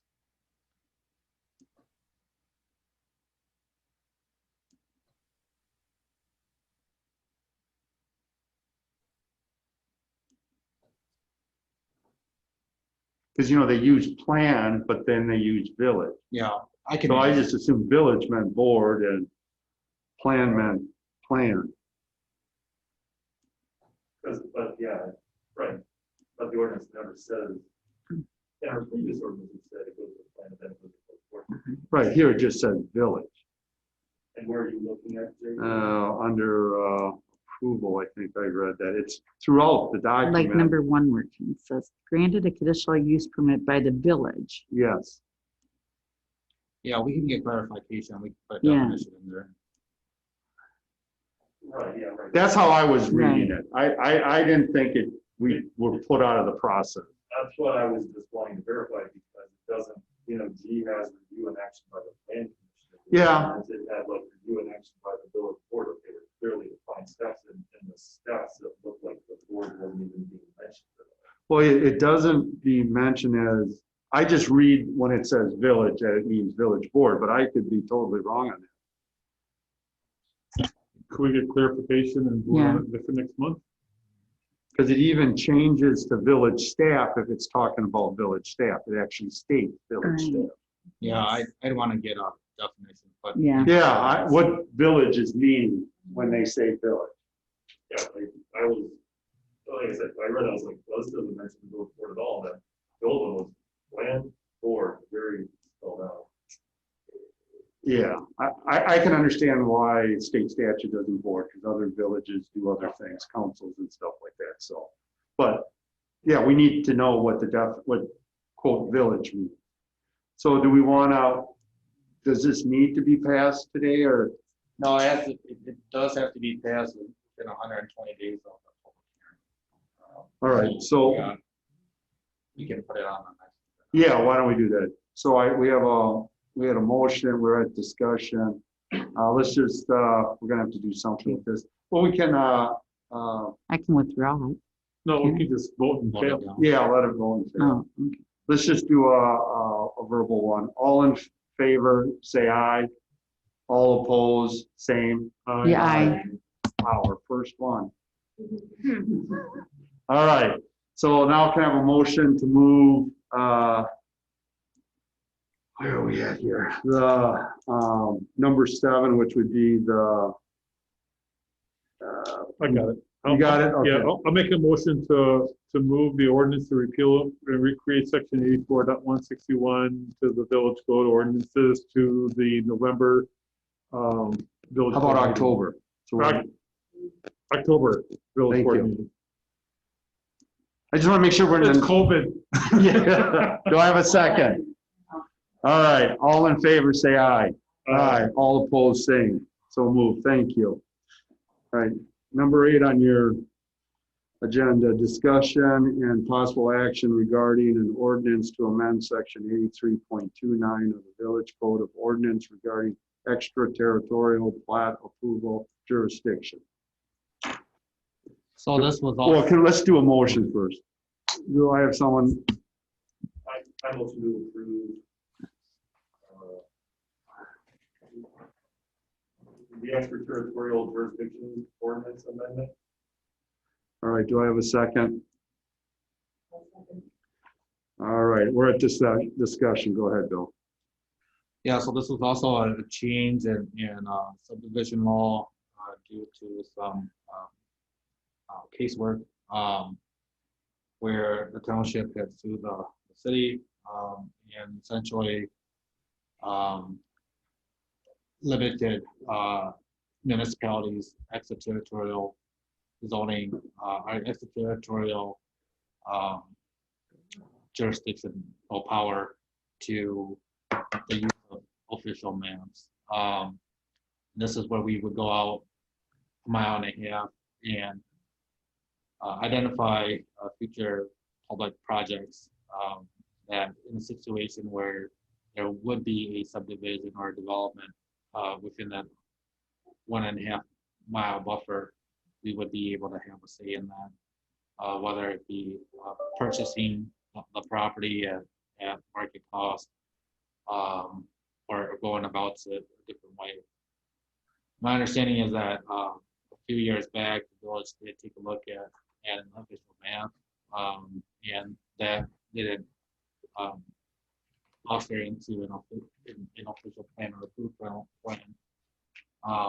But we would like to take that up again in the plan commission and eventually to the village board, seeing that we do have a number of projects upcoming that are within that 1.5 miles.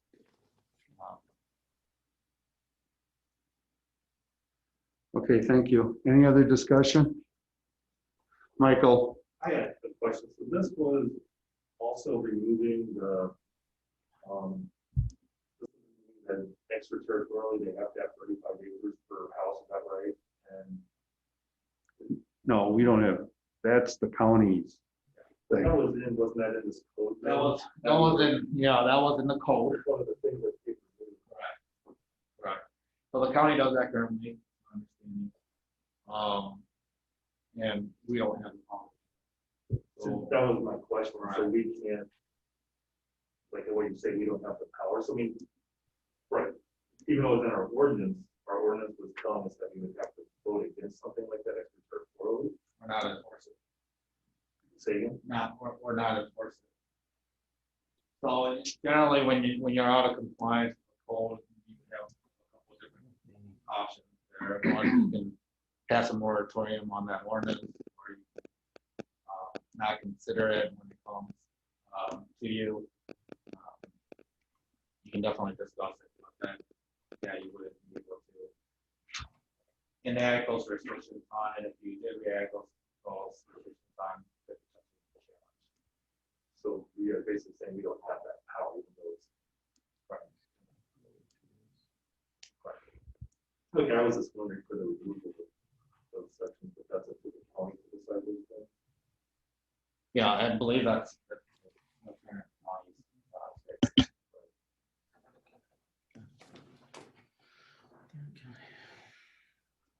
All right, any other discussion?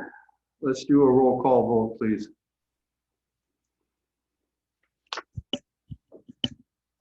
Trustee Zander? Trustee Francois? Yes. Trustee Brocius? Yes. Trustee Kettleboard? Yes. Kelsey? Yes. President Lincoln? Yes.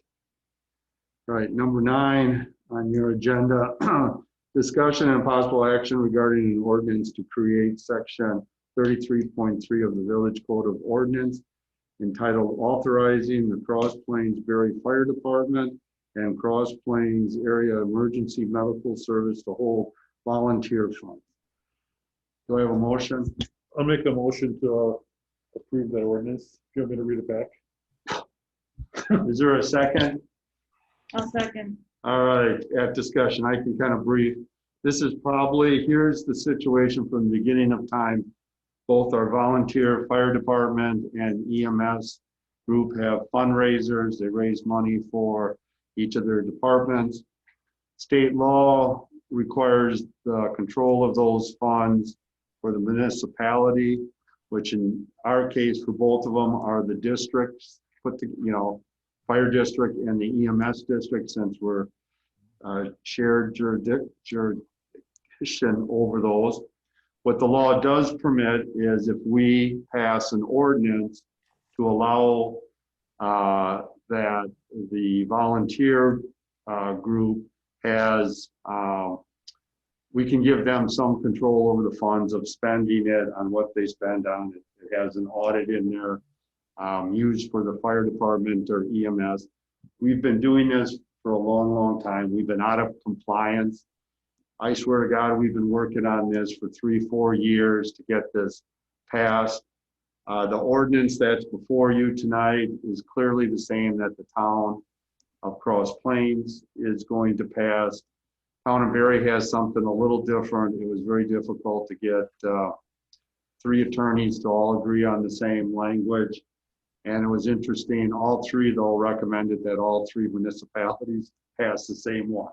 So it's very interesting that they couldn't, but here's where we're at. It lays it out. This just puts us in compliance with state statute, and it really does not change the operational process of either of the departments or their association. Any questions? All right, roll call vote, please. Trustee Brosius? Yes. Trustee Francois? Yeah. Trustee Sanders? Yeah. Trustee Tomkowski? Yes. Trustee Kettleboard? Yes. President Lincoln? Yes. All right, we've already dealt with 10, so we are on 11. What we're going to do here is a couple things. We'll just start out if Bobby or Bill Chang want to give any type of a summary or talk, and then we'll move down each of the letters, and we will be voting on each one of them in the positive if we can do that when we make our motion. So do you or Bobby want to say anything to start with? Yeah, so just quickly, we did provide you with a preliminary budget or a preliminary draft budget on the 24th with the supplements. Since then, you'll notice that some of the numbers have changed, and those additions and subtractions from that are included in the budget, are included in the package that you have in front of you. I'll let Bobby kind of take it from there as far as the specifics and the decrease impact, and then we can head into the supplementals. All right, so we just added in a few changes that we talked about in the meeting last time. That was the transportation aid. We moved back to general fund instead of capital. And then the GIS project using fund balance. And then there were some changes just things that came in from the last month. Updated costs from some Dane County things, the shared revenues, health insurance numbers came in. Health insurance rates went up 8%. But all in all the changes, it actually reduced the levy. Was it 18,450? So the budget currently stands where the levy is a 0.13% increase, and the tax rate is currently a decrease of 0.69%. So that's just the base budget where it stands. I don't know if anyone had questions on any of the changes made since last month that they want to discuss, or. All right, thank you very much. So we're going to start with number A, which is the proposed, this is the base budget, everything in the 3-ring binder. What this represents is a 1% across each department budget. They had the flexibility within line items of moving, but this reflects a 1% increase. We are not going to go page by page. I'm going to go around, and if you have questions on the base budget, then this is your time to ask. Otherwise, we'll move into the supplementary item. So I will start with Bill. Do you have any questions on the base budget? I do. All right. Quite a few. All right. So starting with summary of revenues, which is the first page you're talking about? Basically, yeah. You have 100,000, or you have a 100% decrease in other financing resources. Just curious what that was. All right.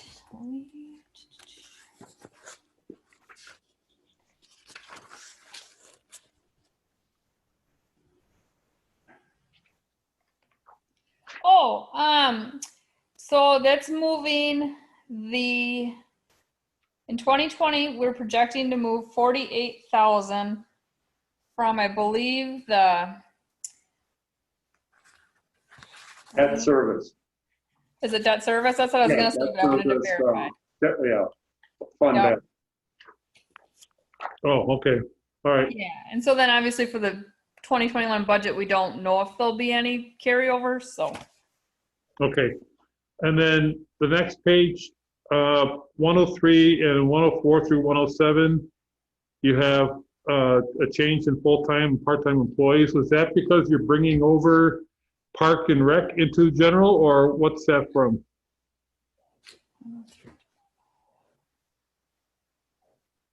So there's an 11.28% increase in full-time employees and 22.89 decrease in part-time.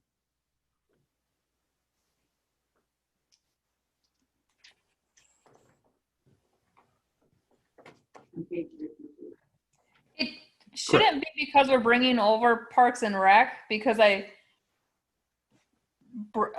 basically combine Parks and Rec with general fund. That would be.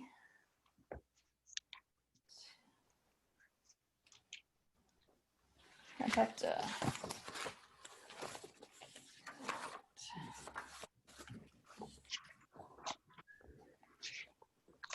I can't even find page 52. It's in the front. It's in the front.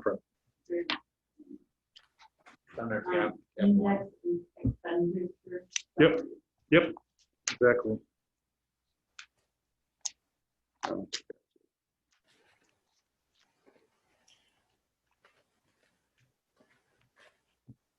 You know, right before page 3. I'm thinking the line 103, the full-time, a lot of that has to do with the police officer line item. Bobby, does that increase because one of the public facilities employees was only half a year? I can hardly hear you, Michael. I heard it was public facilities. Well, one of the public facilities employees was only full-time for half a year, and now he's going to be full-time, right? Nope, that was the year before, I think. Oh, was it? Yeah, I don't think that was. Okay. Maybe it was the year before. I was just thinking. I think it has to do with the police officer line item. Page 21. And that increase was partially due to overtime we put in there. Well, so you took off the school resource officer off of the 2021 budget, but that's full-time. I did, yes, and then I forgot to change that back after we talked about that. Got it into that line item anyway. So I didn't really, I couldn't tell from the budget where that was coming from.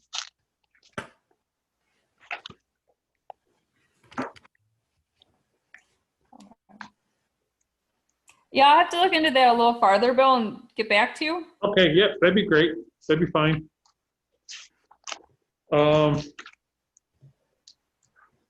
we're going to talk about zoning fees and inspection fees later, or can we talk about them now? In general, or do you want to, because there is the one about the building inspector. Yeah, 'cause I mean, I just didn't understand, and if we need to talk about it later, that's fine. We Okay. can. Why don't we do that? Because then we should probably talk at it all. Okay. Thank you. On page 3, rent, we're still renting out that storage space over on Bourbon, is that what that is?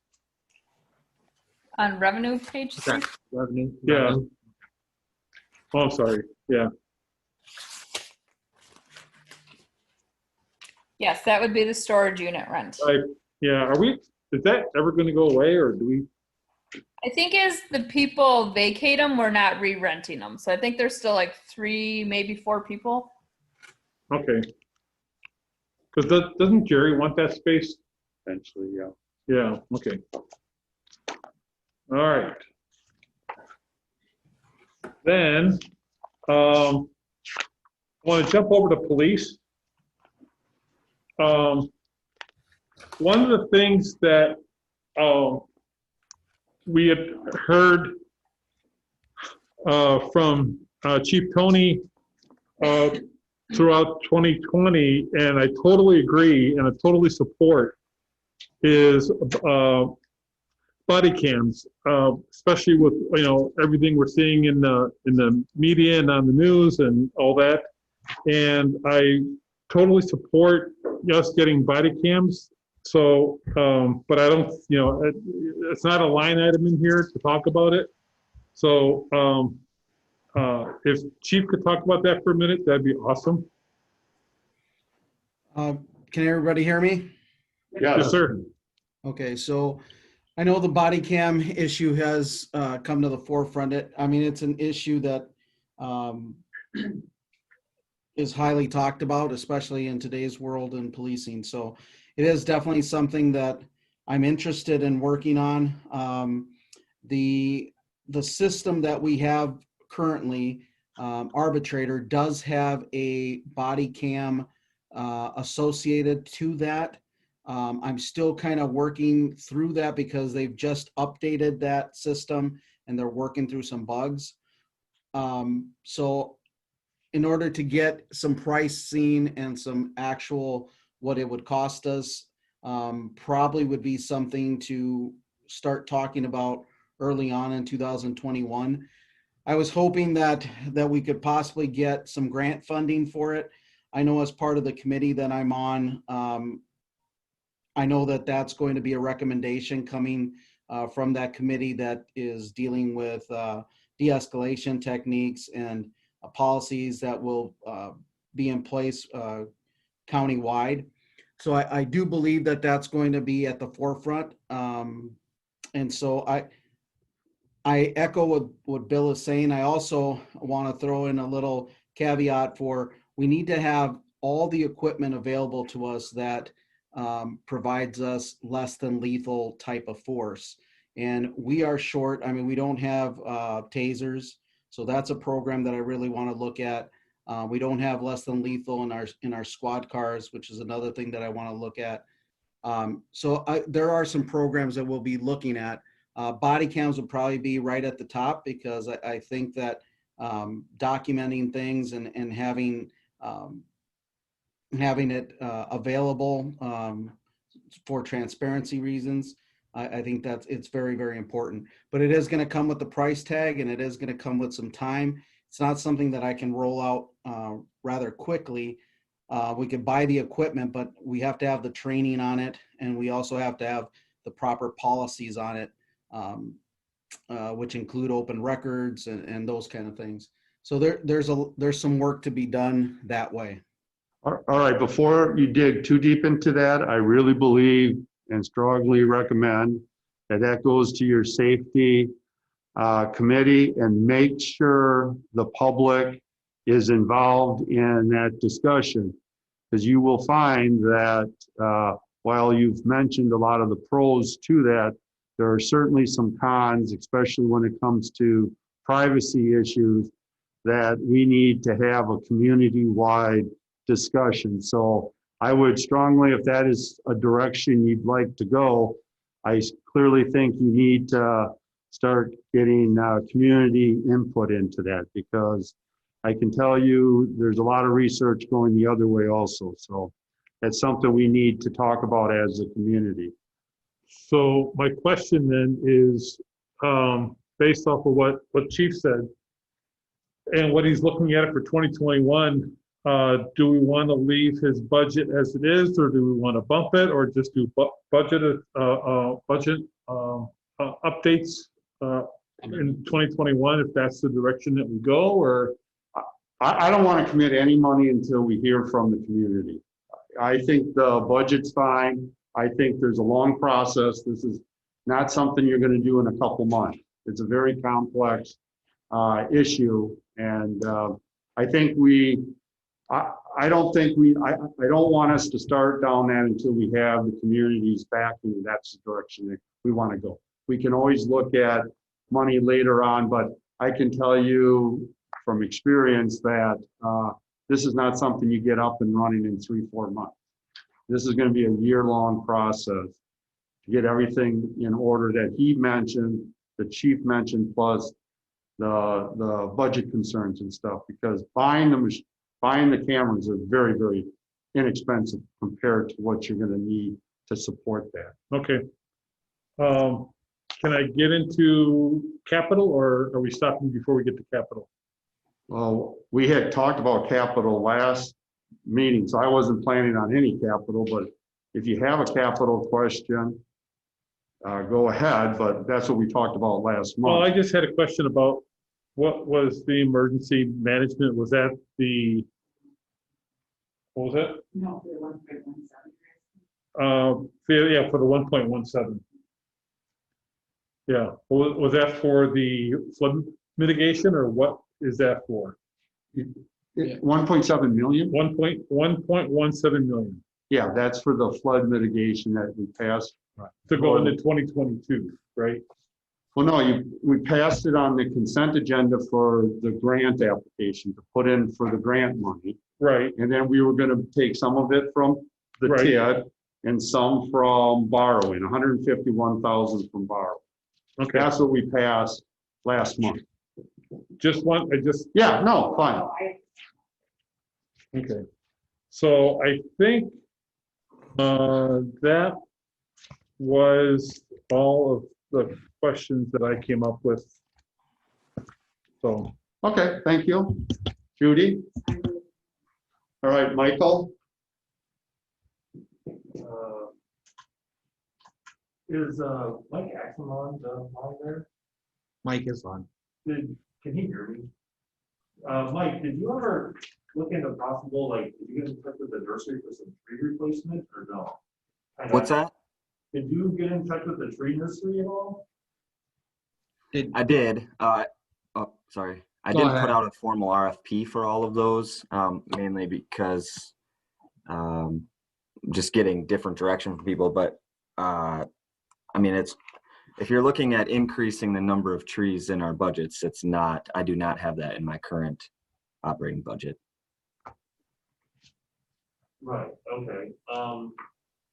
So what came back from the nursery? Like, how much was it for tree? Did you get a quote for any of the trees or prices? I did not. Mainly, it's really going to decide on the size and species of the tree for what we would want to go with.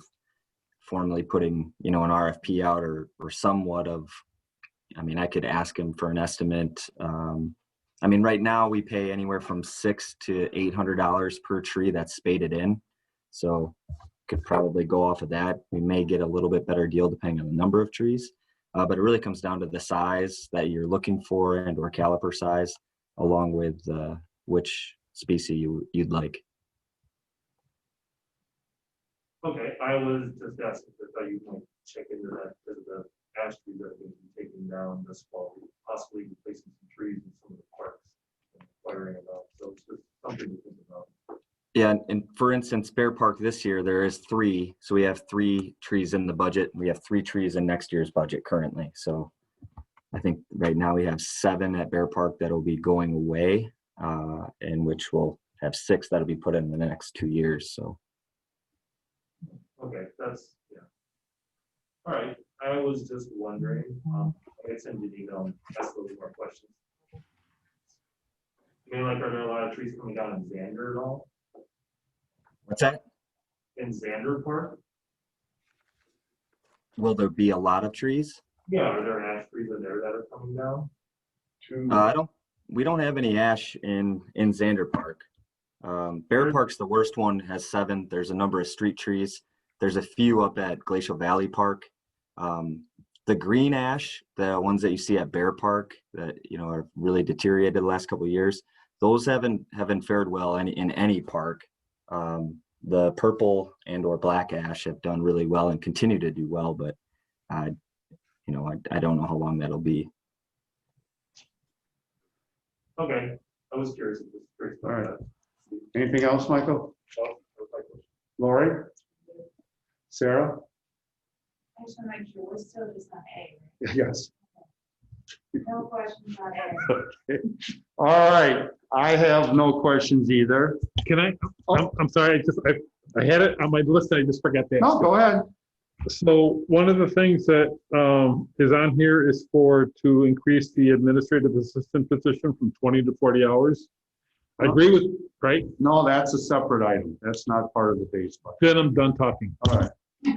All right. So we have a motion and a second to approve the base budget for 2021 with Bobby getting the information back to us in October on the questions from Bill. I don't know if there was a motion. Oh, I thought we did do a motion. No. Oh, I'm sorry.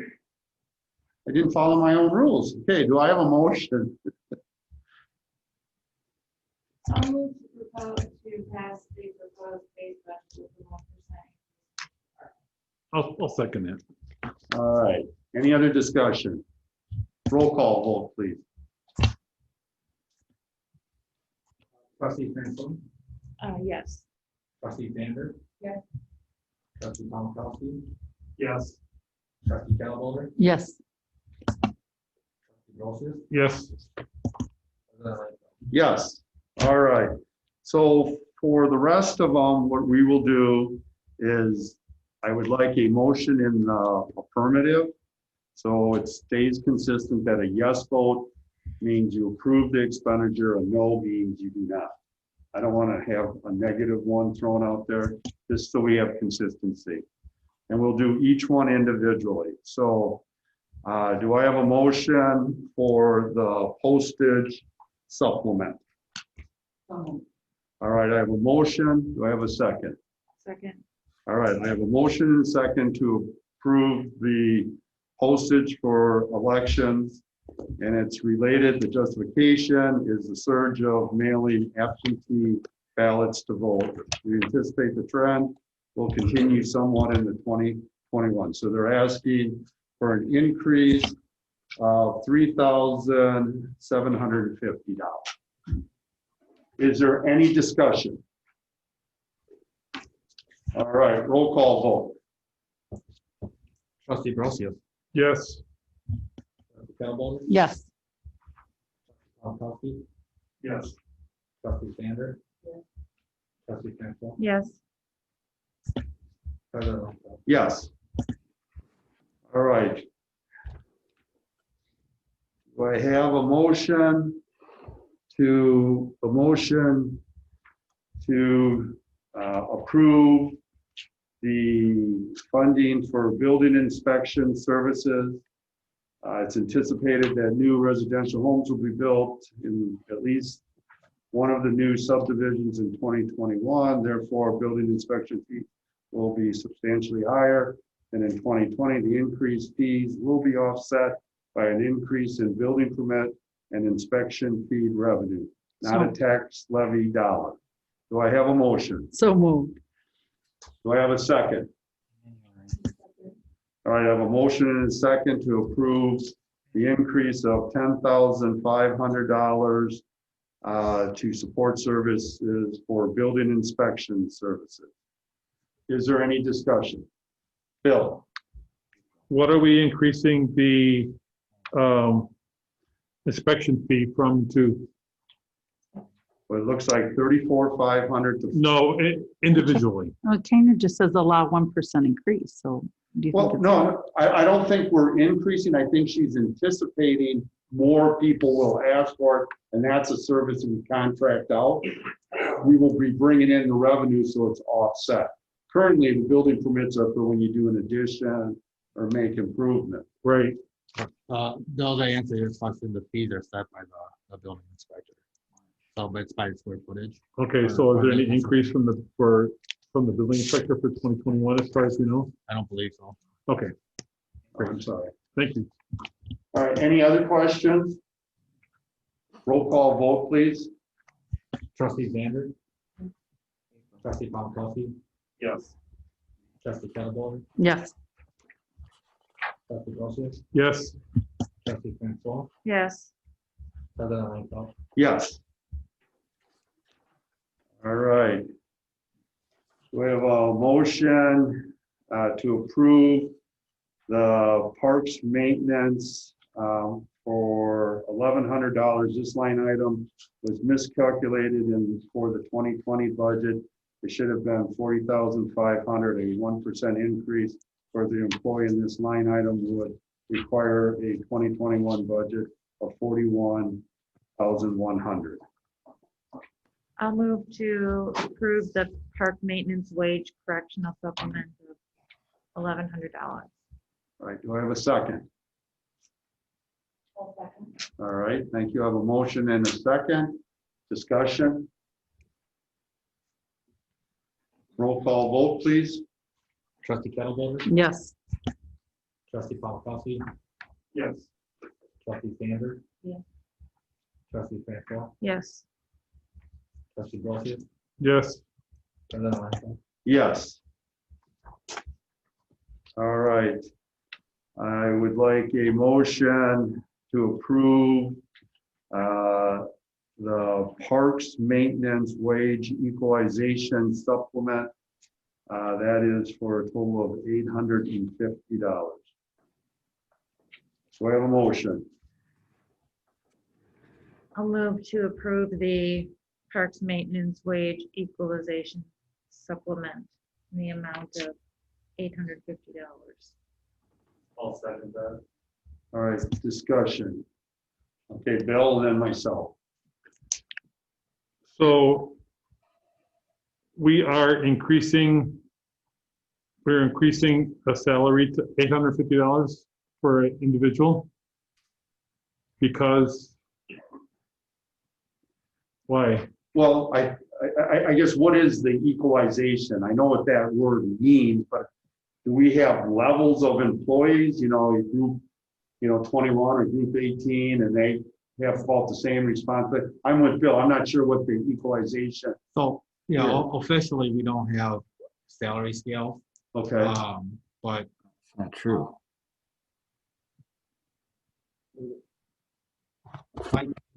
Comment? Hello?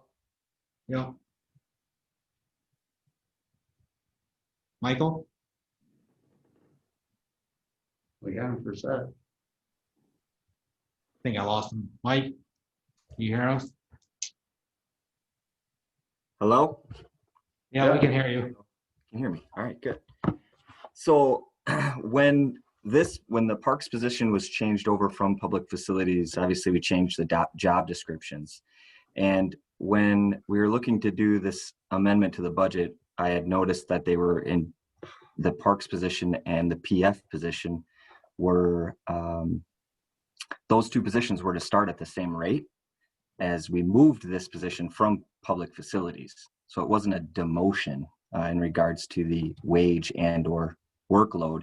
And actually the workload for this position has increased exponentially due to the amount of grasses and flowers and all the things on Mill Creek Parkway and Main Street that we've added to our community since this position was put in place.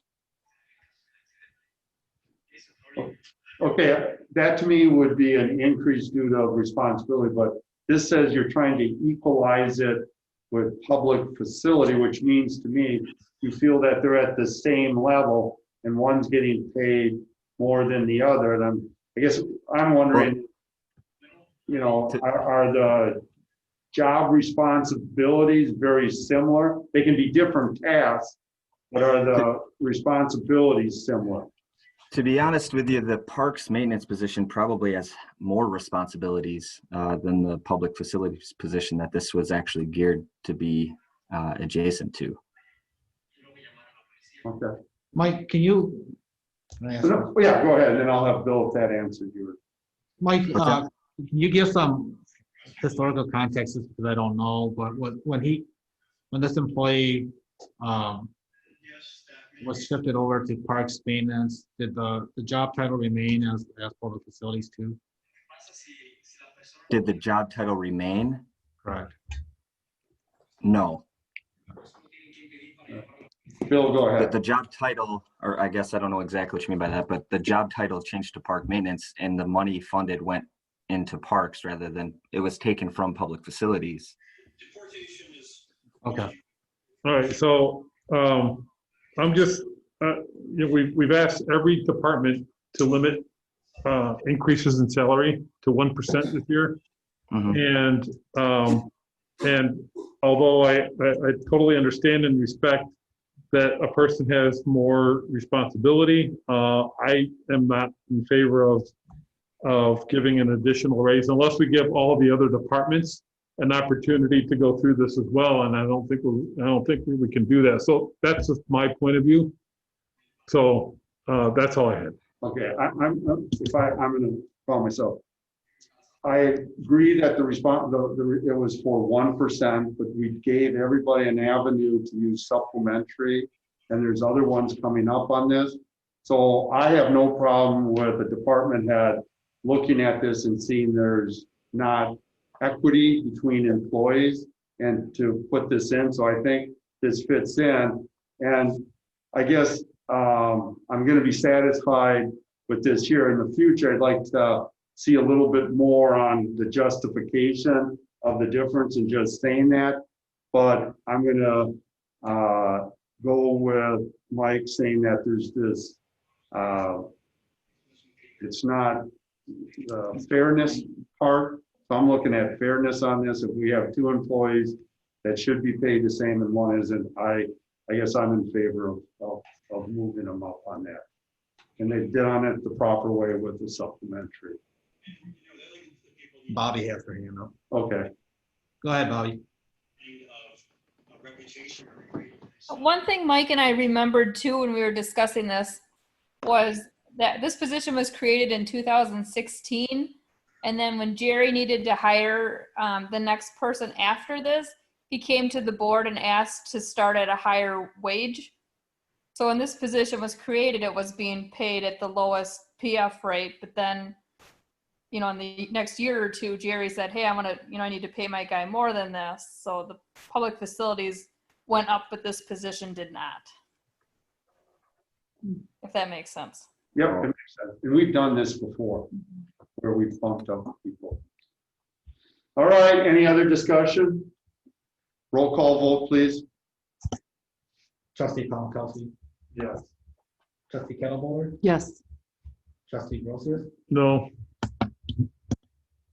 Trustee Francois. Yes. Trustee Vander. Yes.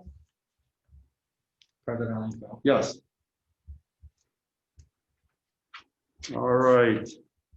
Next one is if I could have a motion to approve the increase to the recreation coordinator's wage correction supplement, which is for the amount of $1,500. And this looks like it's the increase of the 1% for the two employees.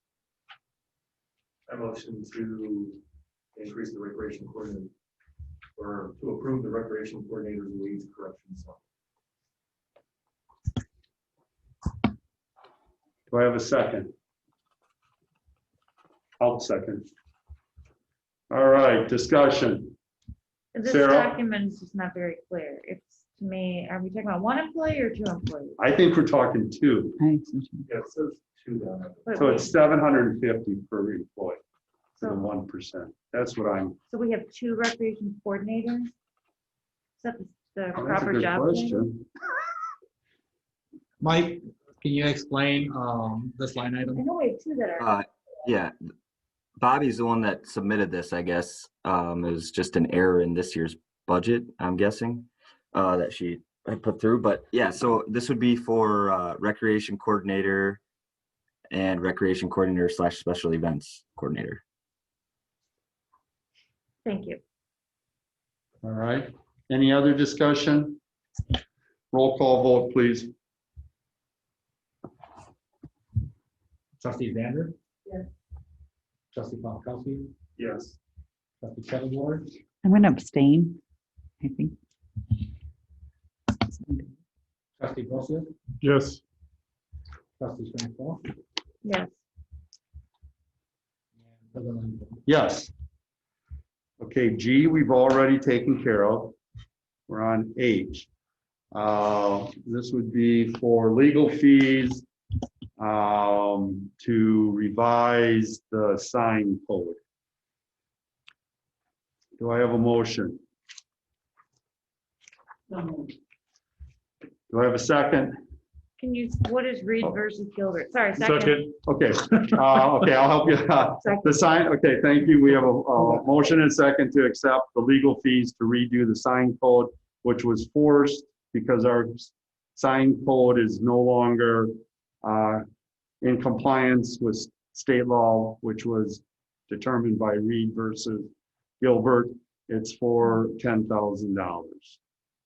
So basically, Reed versus Gilbert is that any other sign ordinance cannot, you can't regulate based on content. So for example, our temporary sign ordinance, this small section of our overall sign ordinance says that real estate signs, temporary political signs can't be in a specific area. They can only be, specific time, etc. But the type of sign is content related, so you can't regulate based on that. You can only regulate based off on very, very specific physical criteria. Like size and height. Size, height, location, district. So that pretty much wipes out our entire sign code. And so we have very limited ways currently that we're legally able to do that. Of village signs? Any sign. The signs that people put up. I'm gonna call myself. Is there anybody else? Here's what I'm wondering. Why can't we just copy another village's ordinance that's in compliance with this? I mean, to spend $10,000 to redo the wheel, I gotta believe there's one out there that's in compliance. We take it and we modify it and put it in our format. I guess I'm just wondering why we're like starting, it seems like we're starting from scratch for a $10,000 fee. Yeah, so this quote is from our village planner and our company. So it's not asking for legal to provide it to us. It's asking for Vanderbilt and Associates to provide the sign ordinance to Paul to review. Now we can simply take it from another municipality, yeah. But we don't have that budgeted in our legal either. Okay, Michael, and then myself again. Right, so this is going back to what Jay said inside of that article that you gave from the municipality. It states that the International Municipal Lawyers Association is in the process of preparing a model sign code in response to this case. I mean, and we just get that and modify it however we want to, because we can still regulate things, height, and, you just can't regulate what's on it. What it says, which in my questioning of that, I was kind of reading the sign code, and there's sections in there that say, gas stations can only have one line per price of gas. Is that illegal because we're monitored, because we're regulating what the sign says? Is that an example of what this is talking about? Correct. Yeah, you can't regulate what they say. You can regulate when they're visible and how big they can be with road frontage, you still have all those regulations you can impose, you just can't say. Yeah, or the type of signs, yeah. And the only reason that would make sense comes from manor rules. My understanding is that manor will help write the rest of the zoning code. So, I mean, the zoning code is a tool within, I mean, the sign code is a tool that is in conjunction with the zoning. Well, I understand it's part of the zoning code, but another resource, and that's where we finally got the break with this ordinance for volunteer fund. Yep. They went to the League of Municipalities, and they have tons of these ordinance written up, and you just have to make a few modifications. So I guess I'd rather us get something like that that's already produced and have our attorney make it to what we want versus paying the $10,000 for someone to probably do the exact same thing.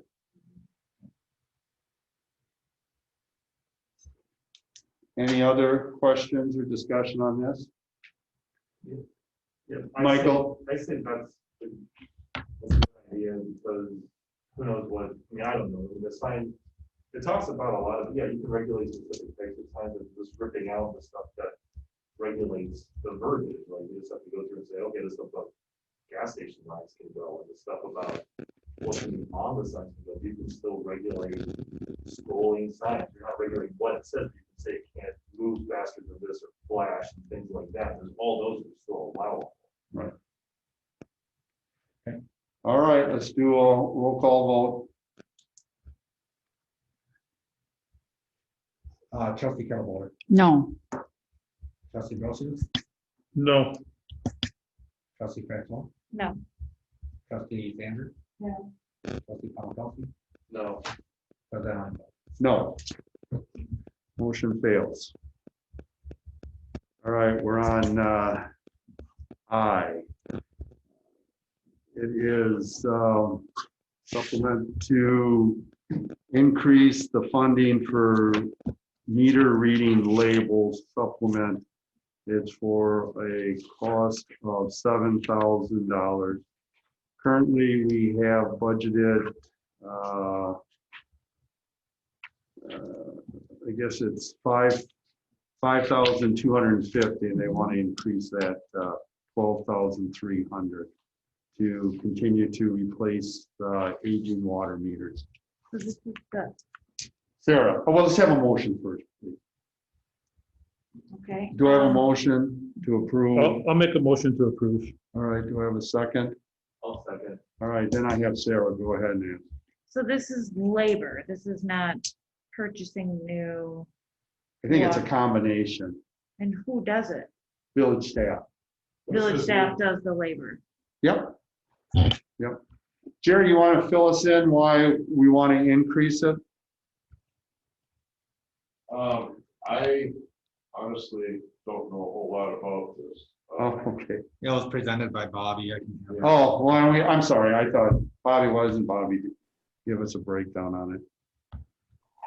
Sure, I just know that in 2020, we're currently over budget in this line item because staff is out replacing the water meters for the big project, and it was my assumption that the project was going to continue into next year. So I just put in extra money for this line item for that project. It's going to be myself then Michael. So how'd you come up with 7,000? Was that per unit or per cost? And we want to get this done sooner. I mean, where'd the number come from? I don't have like a hard calculation for it. I just kind of looked at what we've been spending so far this year and just made a projection. Okay, Michael. My question is, if staff is going and doing the labor for the replacing of the water meters, then are they not billing something else and it's more of a budget amendment where we move labor time from one column from public facilities into the water utility? Because they're still being paid the same, right? I mean, they're just working in a different bucket, is what I'm saying. I'm guessing it's already the people who are assigned to water utility doing the work. Well, but they kind of bounce a little bit, don't they, Terry? Yeah, I guess I agree with Michael there. I didn't think of that. Right, it wouldn't be an overall increase. It would just be moving from one bucket to another. So we could just wait till next year and do an amendment once we get in more actual costs. That would be more appropriate. In my opinion. Okay. Is it, Bill? is it just labor or is it the cost of the meters as well? This is just for the labor. Yeah, that doesn't make any sense. Yeah. All right. Any other discussion? Roll call vote, please. Trustee Zander, No. trustee Franklin, No. trustee Grossman, No. trustee Kettleboard, No. trustee. No. President Lanfear. No. All right.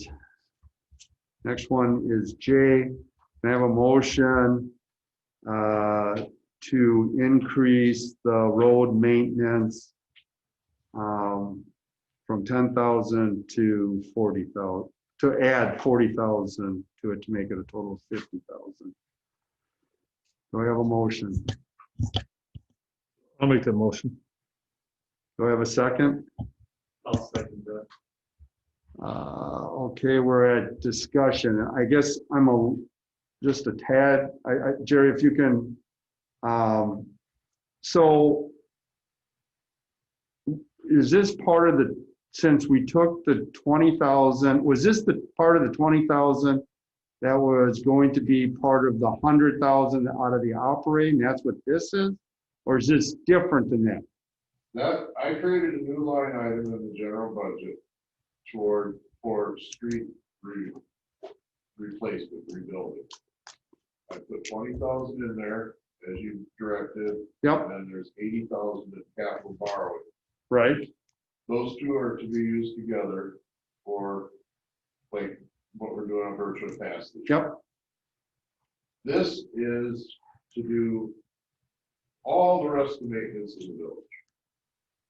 It says this money is not dedicated towards the resurfacing project. Last year, I had 50,000 in there. Yep. You guys cut it by 40, take the tax levy what you wanted it. And the way we reacted and agreed on at the meeting was that I would use money out of the borrowed funds to do all the other maintenance in the building. Right, but I thought what we did is shift it because we gave you your full amount of 100,000 in the capital, that you didn't need the 50,000 in here. That's what was my That's understanding. why we had to do the revision here a couple of months ago, up with the money. Yep. To do virtual pass, because I still need to do all the other maintenance throughout town on an annual basis. Okay, I know you put in for 40,000. I think that's high. How about 20,000? Would that be something that would? 60. 60? Yeah. What don't you want me to do?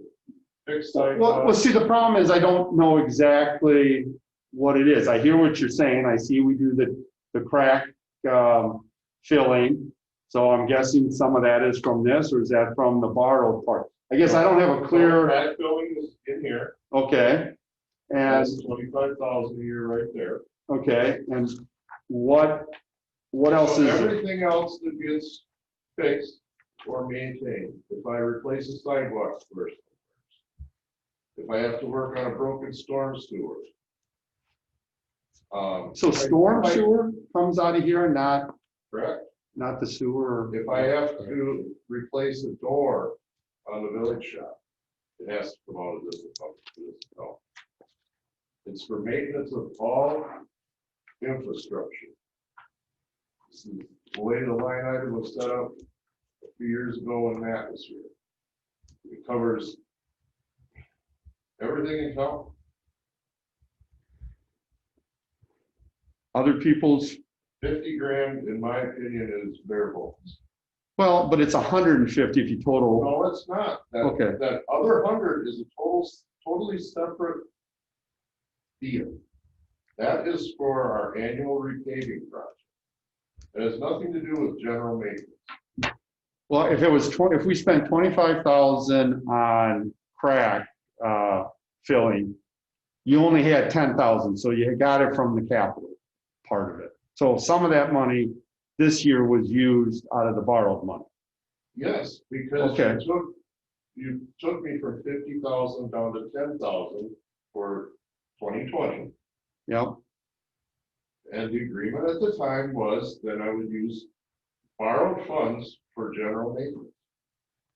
And then when it came time to wrap up Berkshire Pass a couple months ago, yep, I came back here and asked for more money. Yep.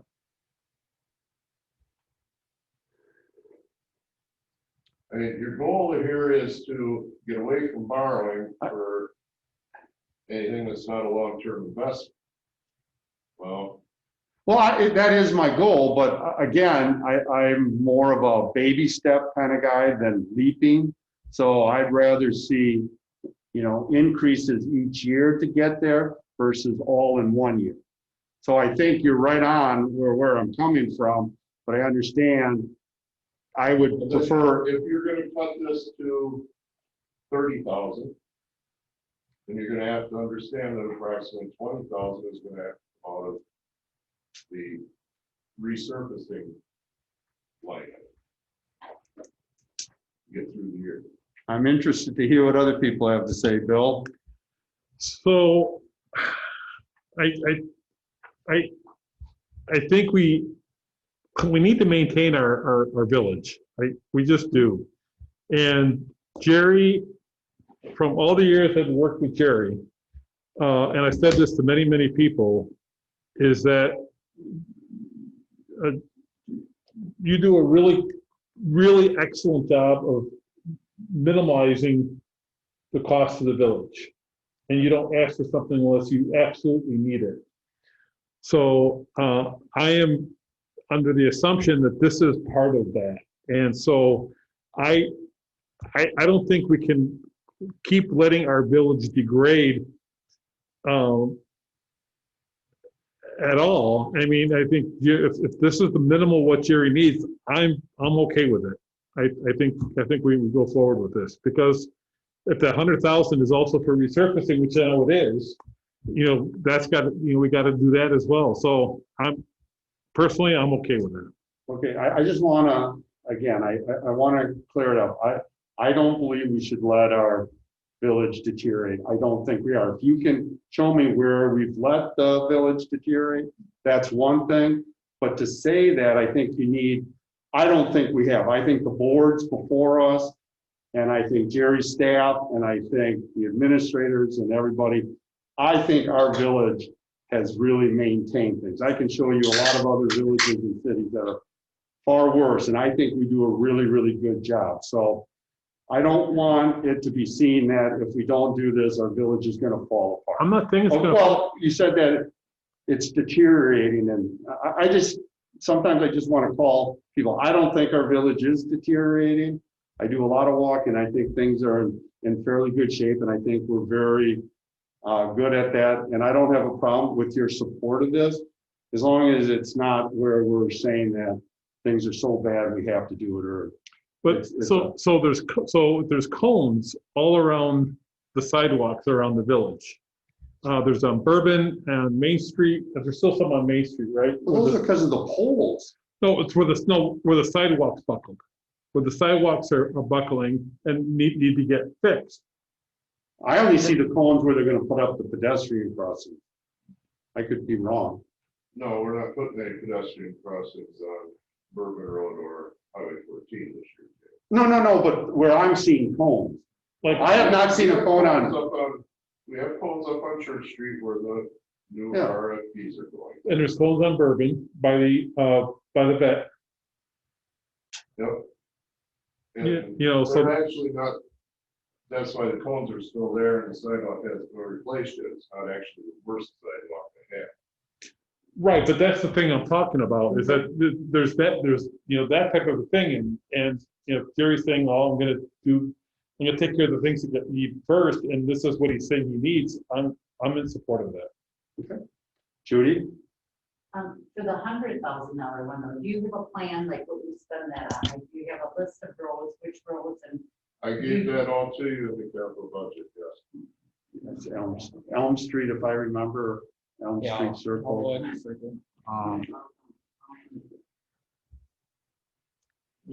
Anybody else? Michael? Well, I understand you need your budget and you're asking for $50,000. It is possible that we do baby step into it, not the full amount, and then you come back with a revised amount and we see what happens and go from there.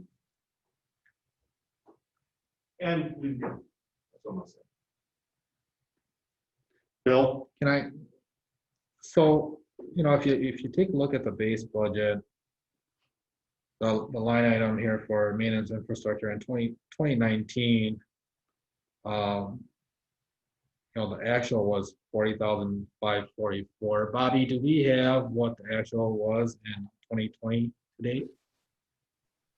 If you give me a few minutes, I'll log into my computer and check that out. Okay, and as you do that, then Jerry, can you tell us what, off the top of your head, what was worked on as part of this line item in 2020 so far? Just so that we all have Well, an if you idea. look at the 2020 to date, it's gonna be looking at muddy water because a lot of it got quoted to the capital line item. Okay. Because there was no funds in the general fund. Replace sidewalk throughout town. So every year I do a survey, pick up or try and take care of the worst spots. We had fixed several storm sewers. Valley Street had 2 that were rather expensive to repair. I put off replacing the walk-in doors at the village shop. We're to the point now where I can see outside from inside without opening the door. I can't delay that any longer.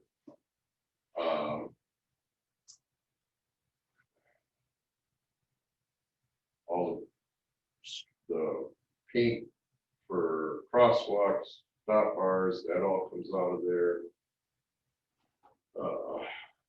I'm drawing a blank right now, but there's a lot of things that have to get paid for that aren't related to water or sewer or parks. This is what that line item is supposed to cover.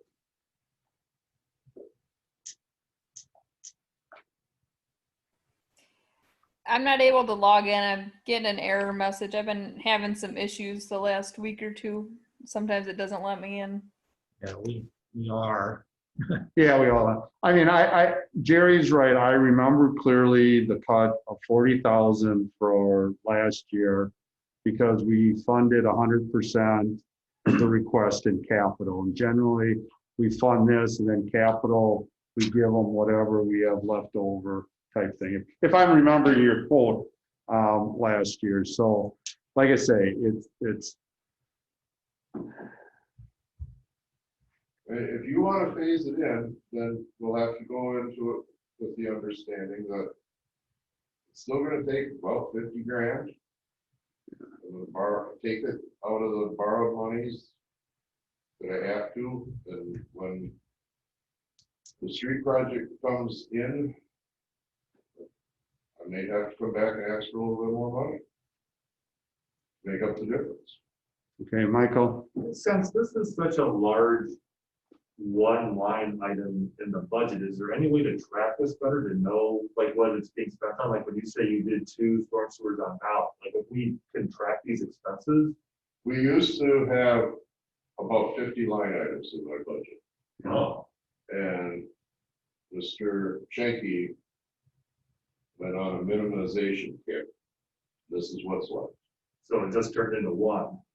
Correct. Well, and I don't have a problem with it being one. I thought you were going where it would be itemized, Yeah. so we would have an idea of where it's going and if there's a better way of funding it or Yeah. something. I hear what you're saying. And that's on what that. I was saying, like, if we. But I don't know if we can do that tonight, and that's something to maybe talk about in the future That's what I at our was. finance meetings, because I, just hitting the whole thing with the sidewalks, I got an idea on that one. But tonight, we've got to decide if we want to do this or less, or Lori. I guess, yeah, to know like, okay, next year you can come and say, I think we're gonna have 2 more of the sewers and, you know, just in our mind to be able to know, yeah, those are, I don't know how much they are, $4,000, $5,000, $6,000 and know how many we're up to. So they can be like, okay, yeah, we average 2 of these a year and they're expensive. You know, I mean, what does the village maintenance all look like in the big scheme of things to us, just so we know? Well, I think I do quite well to pull it off for 50,000, because the first 25,000 goes to crack the, try and maintain the streets as much as possible. That only leaves me with 25,000 left to get everything else done. And if any of you bought a little cement or went someplace and bought concrete pipe, hired an excavator to dig a hole, it's all expensive. And I think that would help us to know that, well, you know what I mean? Well, then you'll have to determine a way for me to code things so you can track. And maybe then we'd be like, well, we need at least that's the minimal, because, That's what I'm saying, it is Yeah. minimum right now. Yeah. so. All right, okay, Michael. So did you do any crack filling this year? Yeah. Yeah. Here we go. Oh, you did, okay. Brewery Road up here was done for sure. It's done. Oh, It was done last week. Okay, I was just curious since your budget was cut or you didn't have, well, that was part of your moving around. Yep. Okay. Yeah, when I came back to ask for money for first year pass, I had dollars for crack filling figured in. Okay, thank you. All right, anything else? Otherwise, let's take a vote. Roll call vote, I'm sorry. Are we voting on the full amount? Yeah, that's what the motion is. Yep. Okay, trustee Zander, Yes. trustee Palmkowski, Yes. trustee Kettlebolder, Yes. trustee Brosius, Yes. trustee Francois, Yes. president Langfeld. Yes.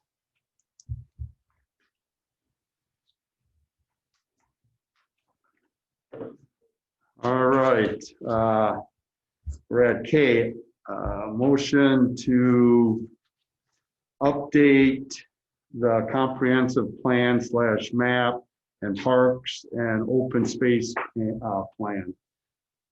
This is for $3,500.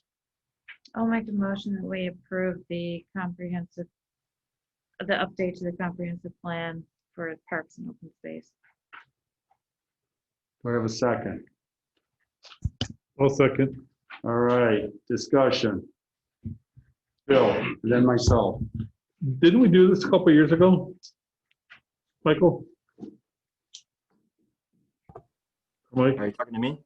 Yeah, didn't we update the comprehensive plan for parks? Yeah, our parks A and couple open years space. ago? Yeah, our parks and open space plan is 2019 through 2024. This would be more of an amendment to it due to some of the trails that were added in park space.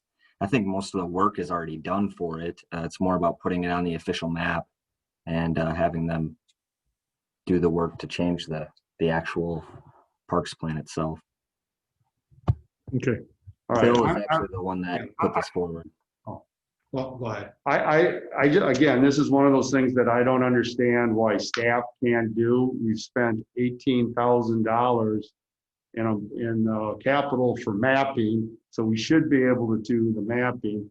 I am confident with the people on Parks and Recreation, they can update the plan it's, I mean, 2019, we're only 2 years out from it. Most of these plans I mean, that's, to me, again, I don't understand why staff or our committee can't do this ourselves. And if you need to spend some money to make it look nice and print some up, I'm fine with that. But to spend $3,500 for somebody to basically take the information we're going to give them and then insert it when we have the people that I feel are on staff and on that committee that should be able to handle that. So I am not going to support this one. Sarah? I'm just noticing this is submitted by Bill Chang. Yes. Is this something around grants? that we- Yes, so the first document that we generally look to when we apply for these county grants or environmental grants or trail grants is that they want to make sure that you have it in your plan, that you're not arbitrarily coming up with things. Can it be in a plan that's like amended by staff, or does it have to be like vetted through some mappings, something? or So when other? you do a plan amendment like this, you have to bring through the whole process. It doesn't, I guess it doesn't really matter whether you have staff do it or a consultant do it. To me, that's all time and expense, right? I can do it, but you take my time away from other stuff. So that's an expense. But you do have to bring it to the process. So they like to see that it's gone through plan commission, it's gone through a public hearing, it's gone through the proper amendment approvals, and then adopted. Go ahead, give me a follow-up follow-up question. and then I go. Is this something that should line item L be approved, that we would have the staffing to do it without going outside of village staff? Or does this require like a high level of Yeah, so expertise or? this would require something higher level than. Okay. All right. I guess part of me is we're still in a pandemic and it could be lessened by the spring or fall, but this winter, I think it's going to have the biggest impact on probably our recreation department. I think there's, we were looking for filling their days so we didn't have to do furloughs or reduce hours or lay people off. I think this is just one of those things we can put out there for someone to do, because again, this is not that old. We're talking one that if they started this fall or this winter, it's a year old. I just can't imagine the huge amount of changes, and I understand well, Bill's coming from where when you want to apply. So if we have some ideas that we want grant funding for trails and stuff, that's something that we would want to do an amendment to so it's in the plan and go through all the process. So when we apply, so I'm not debating that at all. My debate is I believe that we have staff that can do it, that it doesn't have to be Bill. I mean, this is a matter of updating. It's not writing the plan, it's just updating it. And I think there's a huge difference in that. It's not that old of a plan. I guess what is your thought on that, Bill, as far as you not doing it and a staff member being able to do it? And Well, is the importance of it, is it,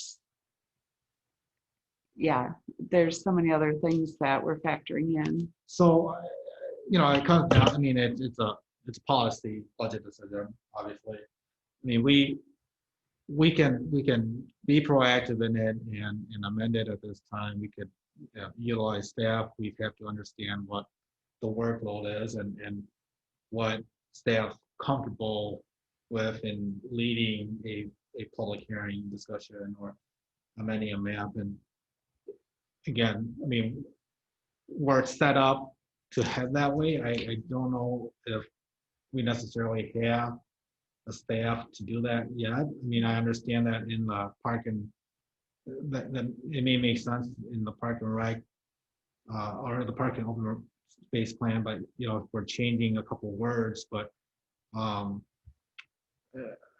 it's hard for me to gauge the education and expertise that a staff position may have to lead them through this type of effort. I'm not sure about that. All right, Judy. So Bill, if we did not do it, I mean, would it be okay if we postponed it for a year? Yeah, I mean, we postponed it for a year. We wouldn't be, I mean, we just go after the grants that would reflect and show. And we'd have more to what we add to have it for the currently. next time, because, right. Correct. Okay.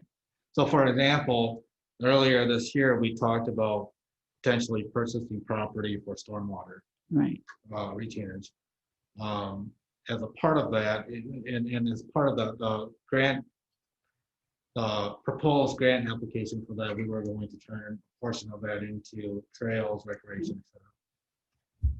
Our current plan doesn't show that area as a conservancy or a community park. It shows it as a neighborhood park. And so, yeah, could you work around that in the grant application? Does it score as high? I don't know. But again, this is proactive stuff to try to set us up here in the future, and we can definitely put it off until next year. Because technically, it would end up changing every year. I mean, really, it could change every year with different parks or different whatever, and different zoning or Correct. whatever, so. Sarah.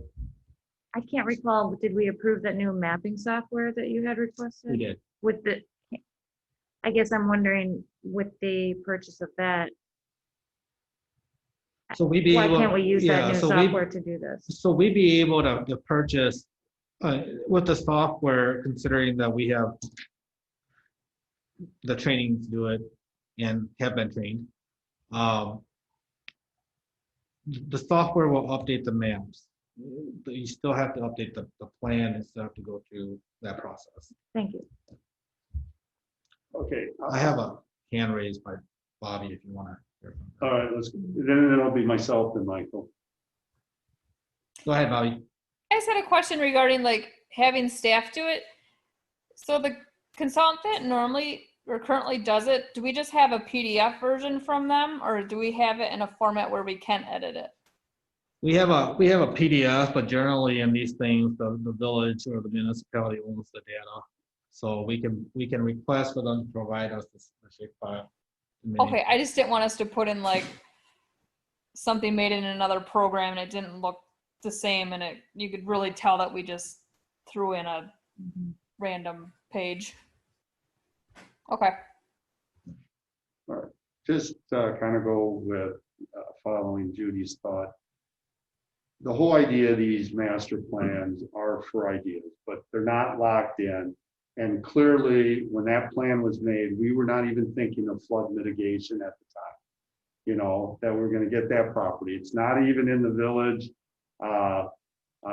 boundaries yet. So it's not a thing to freak out. And grants understand that if you're going to annex a big piece of property and then have housing and have this trail go through, they understand that it's not going to be in your master plan because you probably didn't know that was going to happen. We don't have control on necessarily when people are going to develop their property. So I would not get hung up on this grant part of it.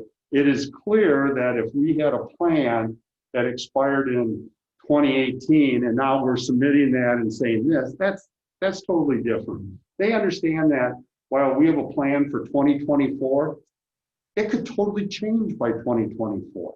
That's a long time away in a village. So, you know, my whole thing on this is more on the staff. And our staff, many of them have done public hearings. You know, there's going to be guidance on the work to prep this for the process.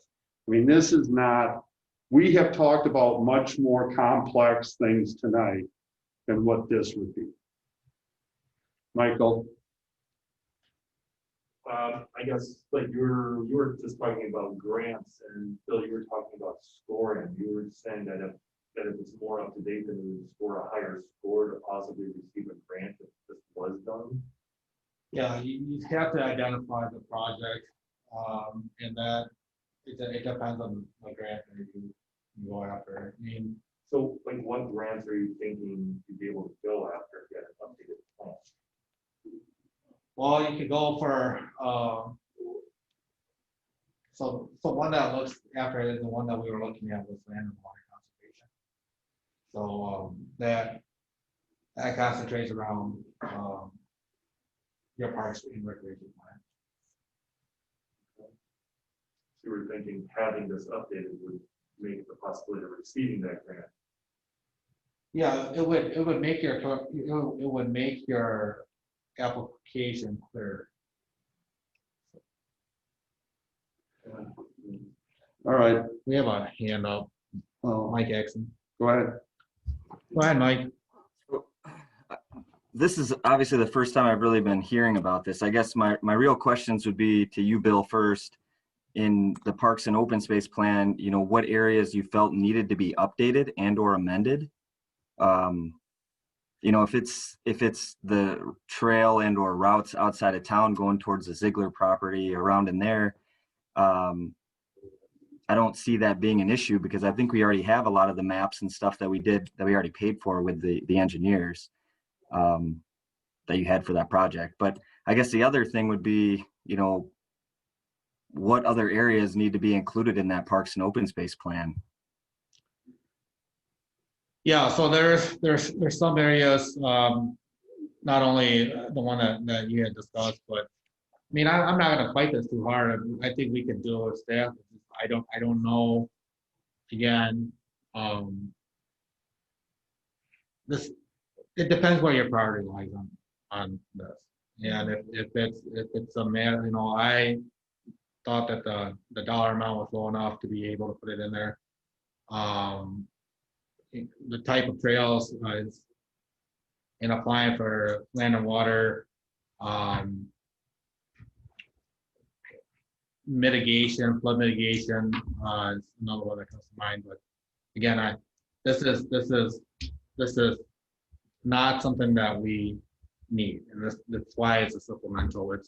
We can kind of hodgepodge it before we put together a grant application. It's just that then you're rushing and you're putting everything else, you're crunching everything up right before you apply for that grant, and it doesn't put you in a good position. So, and that's what it is. Okay, let's do a roll call vote.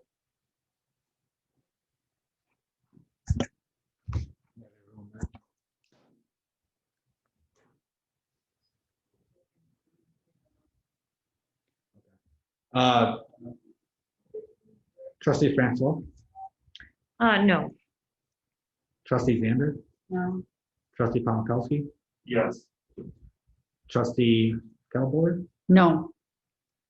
Trustee Gracias, No. President Wayne. No. Okay, we're at L. I have a motion to move the administrative assistant from part-time to full-time for a cost of $42,424.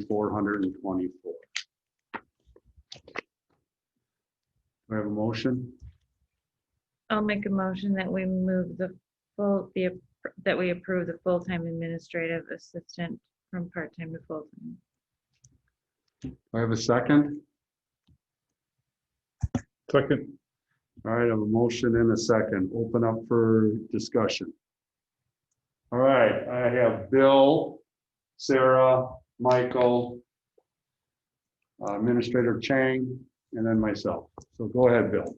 So just, I don't have any problem supporting this, but have we looked at, and this is maybe future uses, Bill, have we looked at either internship from the UW or from METC or whoever to help out in some of these things, or if we have people from the from the village that want to volunteer their time and help with stuff, like maybe with the mapping or whatever, I don't know, or with, you know, with mailings or something like that. You know, it would certainly take some pressure off of staff, you know, as well, I think. But just, again, just want to kind of bring that out and see if that's something that we thought about and as a future possibility. Yeah, I've often thought about that. I mean, looking at the League of Wisconsin Municipalities has a virtual internship is what they're calling it. And I think certain aspects of the work can fit into that criteria, you know, shorter projects like cleaning out the record room, you know, might fit something for a short-term internship. I don't know if the village across Plains has ever had an internship program previously. But yeah, I mean, there are opportunities out there to do that. A big reason why I put this supplemental budget request form in is really to support in addition to the current responsibilities that the position has, is to provide more support on the administrative side, the assistant administrator for my position. And basically, so I'll take you through. So simple code enforcement, it's a lot more work than it sounds. It's an inspection. It's a letter to the property owner. It's a follow up to that letter. And then if they don't comply, you know, you start building your case against them. You take pictures, and you know, it sounds simple, but tracking 30 of these properties, 40 of these properties, and maintaining that starts to get exhaustive and taking up a lot of what would be my time on some of this. So that's kind of a routine thing. Another thing that I can bring up is, you know, in 2011 or 12, there was a codification of the ordinance. And within the village code specifies a number of fees, specifies different permit processes. And I can tell you that we're not following all what's even in the code. For example, the other day, we had a right-of-way permit request come through. You know, there's a fee for that. That's $100 fee for each right-of-way permit, but there's not a specified workflow. You know, when someone requests the permit, it comes into when MG&E requests a general right-of-way permit, it comes into the general Cross Plains info, and then it goes through me. Ordinance says that I have to collect the bond for it. If no bond is required, then it goes to the director of facilities to approve, and then we have to coordinate between myself and Jerry to get that permit back to MG&E. And that's only one company, but you know, someone to help kind of organize all that. That's more, you know, everyday work. And I don't know if an intern would fit that specifically. But yeah, I mean, that's definitely something that I've thought about. I have Sarah, then Michael, then myself. I have a question and a comment. Is this a typo where it says 2020 budget amount 4,500? No, that's correct.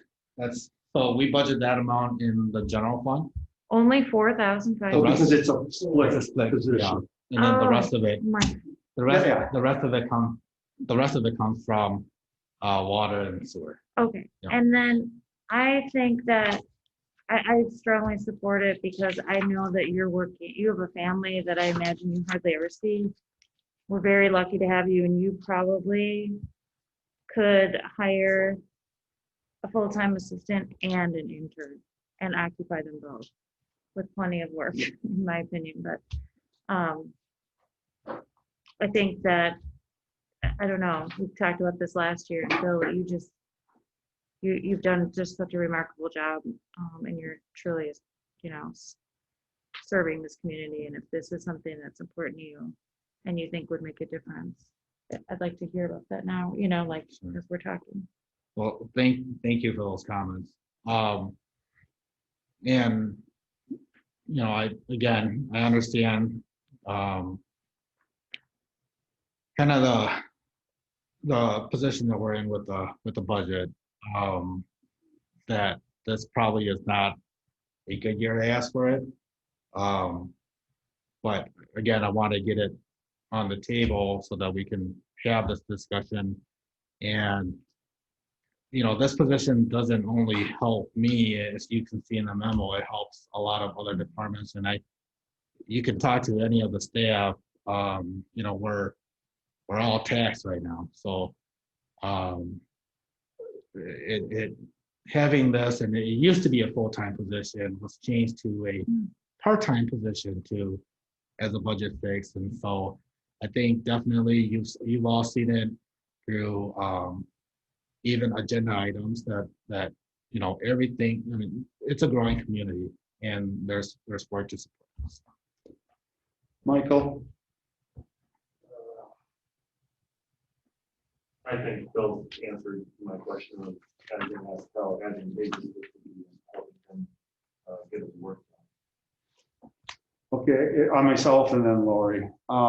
Here's the thing, I do not doubt for 1 minute there's a need for it, but I think the timing of it is not good. We're in the middle of a pandemic, and my number one priority is that we don't lay off people or furlough people, so I can't see adding hours. I am pretty sure that we're going to be carrying an officer after June, because I don't think, I think there's a good chance that the SRO will end after this year. That's just my gut from seeing it, but that is something we should consider. So it would be a matter of picking up 100% of that officer position or releasing officer if we don't have a vacancy. I think we've hit our residents with a 40% increase in water. The school board's budget right now is, their preliminary budget shows a 4.8% increase, mostly from the referendum, the operating cost part of that.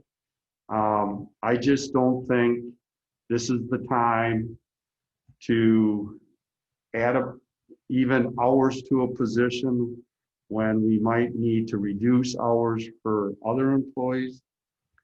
I think just looking at, we could have extra cost in employees due to a loss of a contract. I would ask that, again, this is no reflection. I think the comments that have been made about Bill's work product and how much hours he puts in is true, and there's no doubt he needs help. But I just don't think it makes sense to do it this year. I think we need to look at the cost and just the management of our staff that we could be in the next 6 to 8 months. So I cannot support it at this time, but I appreciate him putting it in, and I clearly will keep this as a high priority in the future, but I can't support it at this time. Okay, I have Lori, then Sarah. Bill, how many hours does this person, this job do? Yeah, Apparently, yeah. I believe it's a 20-hour part-time. And it would go, full-time is considered 40 Well, yeah, hours is what we would be looking at. correct. Okay. Anybody else? Okay, so Sarah and then Judy. I just want to know what are we going to ask Bill to not do? Because I don't think I can't vote for like, yeah, just keep working 80 hours a week. What are we going to ask? What is it fair for us to ask him to not do? Because we can't ask him to sustain this.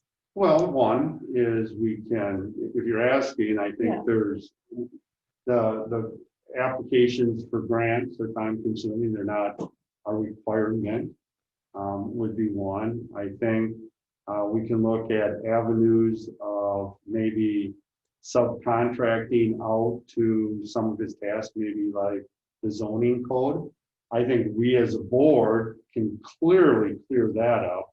I mean, that's kind of a self-inflicted with all these developments that we've set out there. It's not a simple code anymore.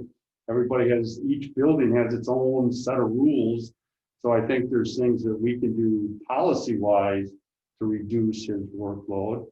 I guess to answer that fairly, I'd have to sit down with Bill and we could go over a number of items and prioritize his job tasks and cut some of them off. I don't have a problem with that. I think that's certainly a great temporary solution to this.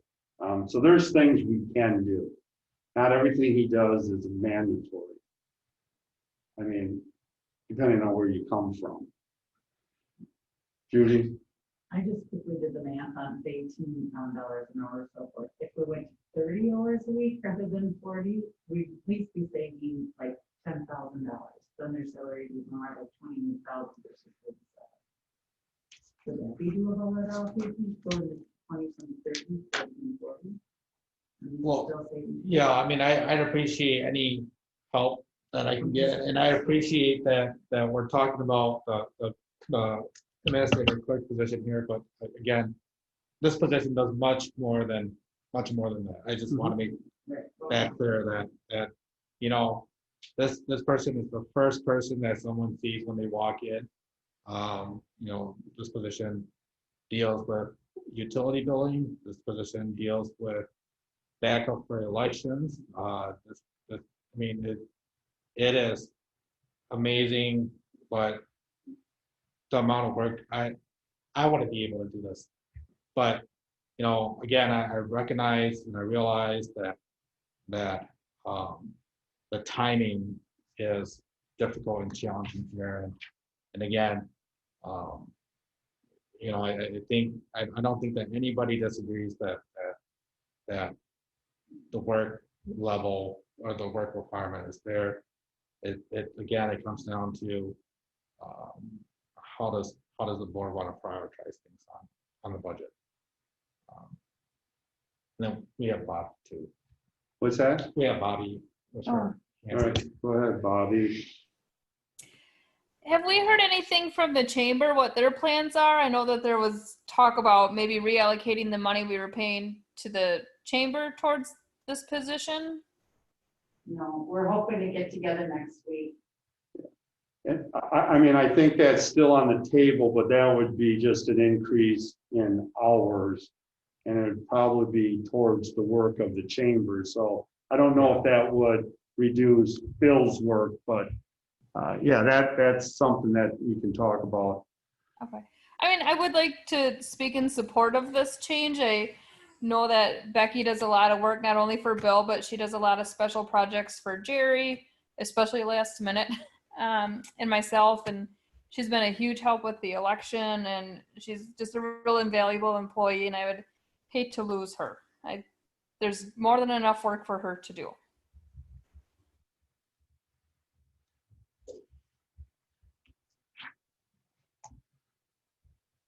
Bill? So do we know if we went full-time with her, what does that do to our budget? Well, how much does it increase our budget? Or how much does it increase the obligation that we're going to ask our taxpayers to increase? I can tell you right now, you have the chart, right? So far, we've approved, if we approve this, we've approved basically $84,000 that we're at. So you look on that chart, that's where it's going to put you. What chart? The chart that was sent. I have the old one, but I know she had It's the last. Oh. No, I thought it was the first page of the memo.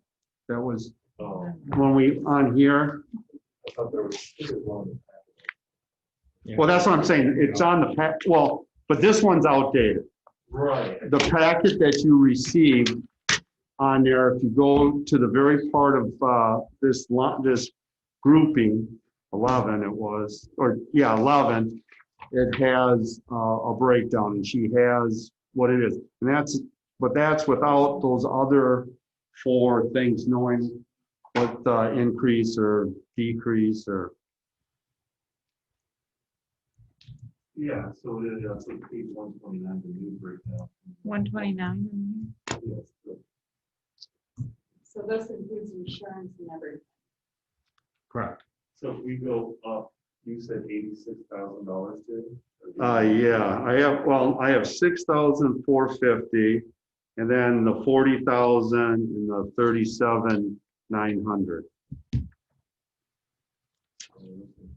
So that would place us probably at a change somewhere just shy of 3%.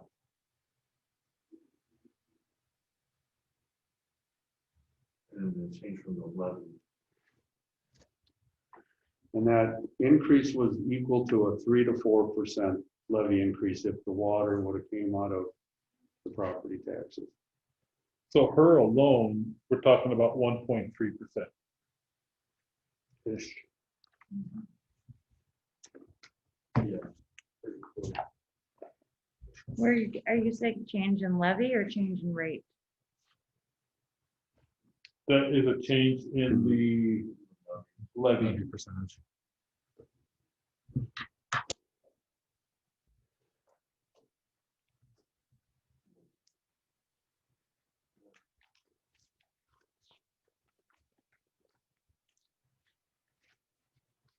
I will say, from looking at this, it seems like it's a very busy position.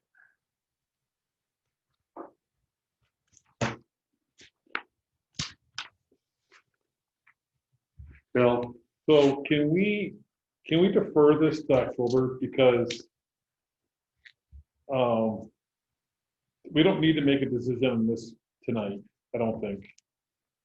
And I'm not comfortable deciding yes or no on it right now. I'm just not.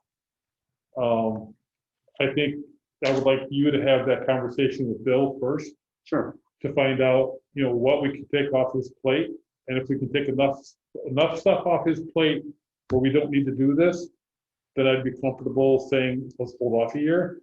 But if we can't, then I think we should look at other possibilities. Okay. I think that's certainly fair, and I'm certainly can do that. Judy? Or even leave it and then go and do 30 hours. We can put the numbers together on that. I'm not, like I say, I'd have to redo numbers and stuff. Okay, Michael? With going to 30 hours, is there a number of hours when somebody's switching from a full-time employee? I think it's 35. Yeah, 34 comes to mind, but Something in there. It's mid-30s. yeah, I was just inquiring because it's gonna switch it at some point. And I wasn't sure what the number was. I think it depends on the number of hours per year. Okay. So, All right. Sarah? How much, can you just estimate how many hours a week you work? on an average, Or a range, maybe, yeah, 50 per week. I mean, give or take. But I flex my hours to make it work. And then again, it depends on meetings and how long, and then deadlines. So, I mean, I knew what I was getting into when I came into this. So again, I don't want a decision to be made based off of it purely helping this position, because I need to reiterate that it does a lot more than that. And that, so I want to make clear on that, and don't make this decision based off of what happens with this position. please. Bill? Just one more quick question. Would this be exempt or non-exempt full time? So would she be getting paid Should be overtime? or- our overtime, yeah. Yeah, she would get overtime. It's not a salary Not salary. position. Well, it's not salary. No. Okay. Okay. Yeah. So, Yep. All right, so if I hear this, what we'll do is, well, we'll vote, but it seems like people are interested in referring it to the October meeting, and we'll have a little bit more research done on it, look at different options. Is that kind of where the group is? All right, let's do a roll call vote. Trustee Brosius, no. trustee Kettleboard, No. trustee Pomakowski, No. trustee Zander, No.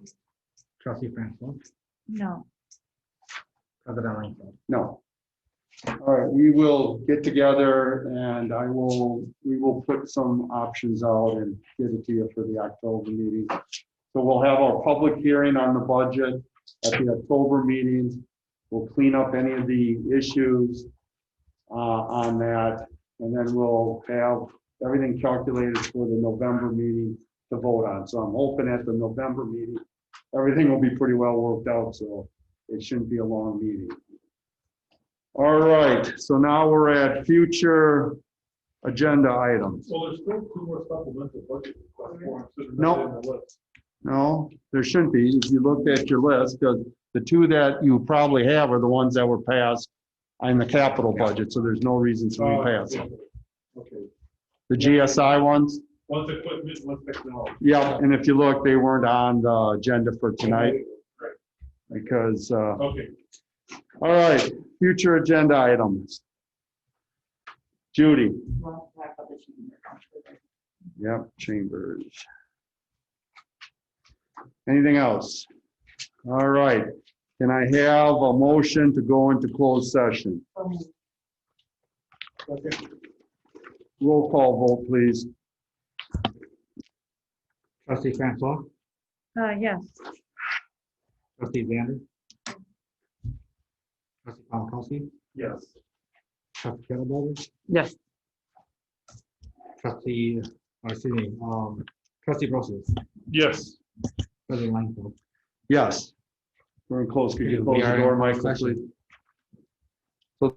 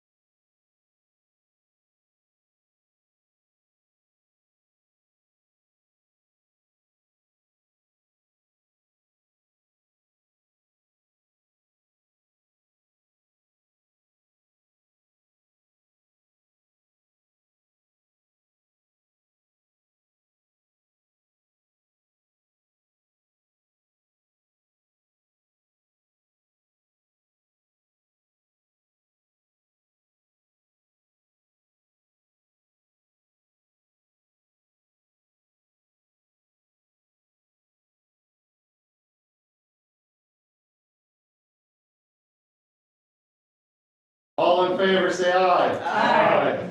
Thank you very much. Good meeting.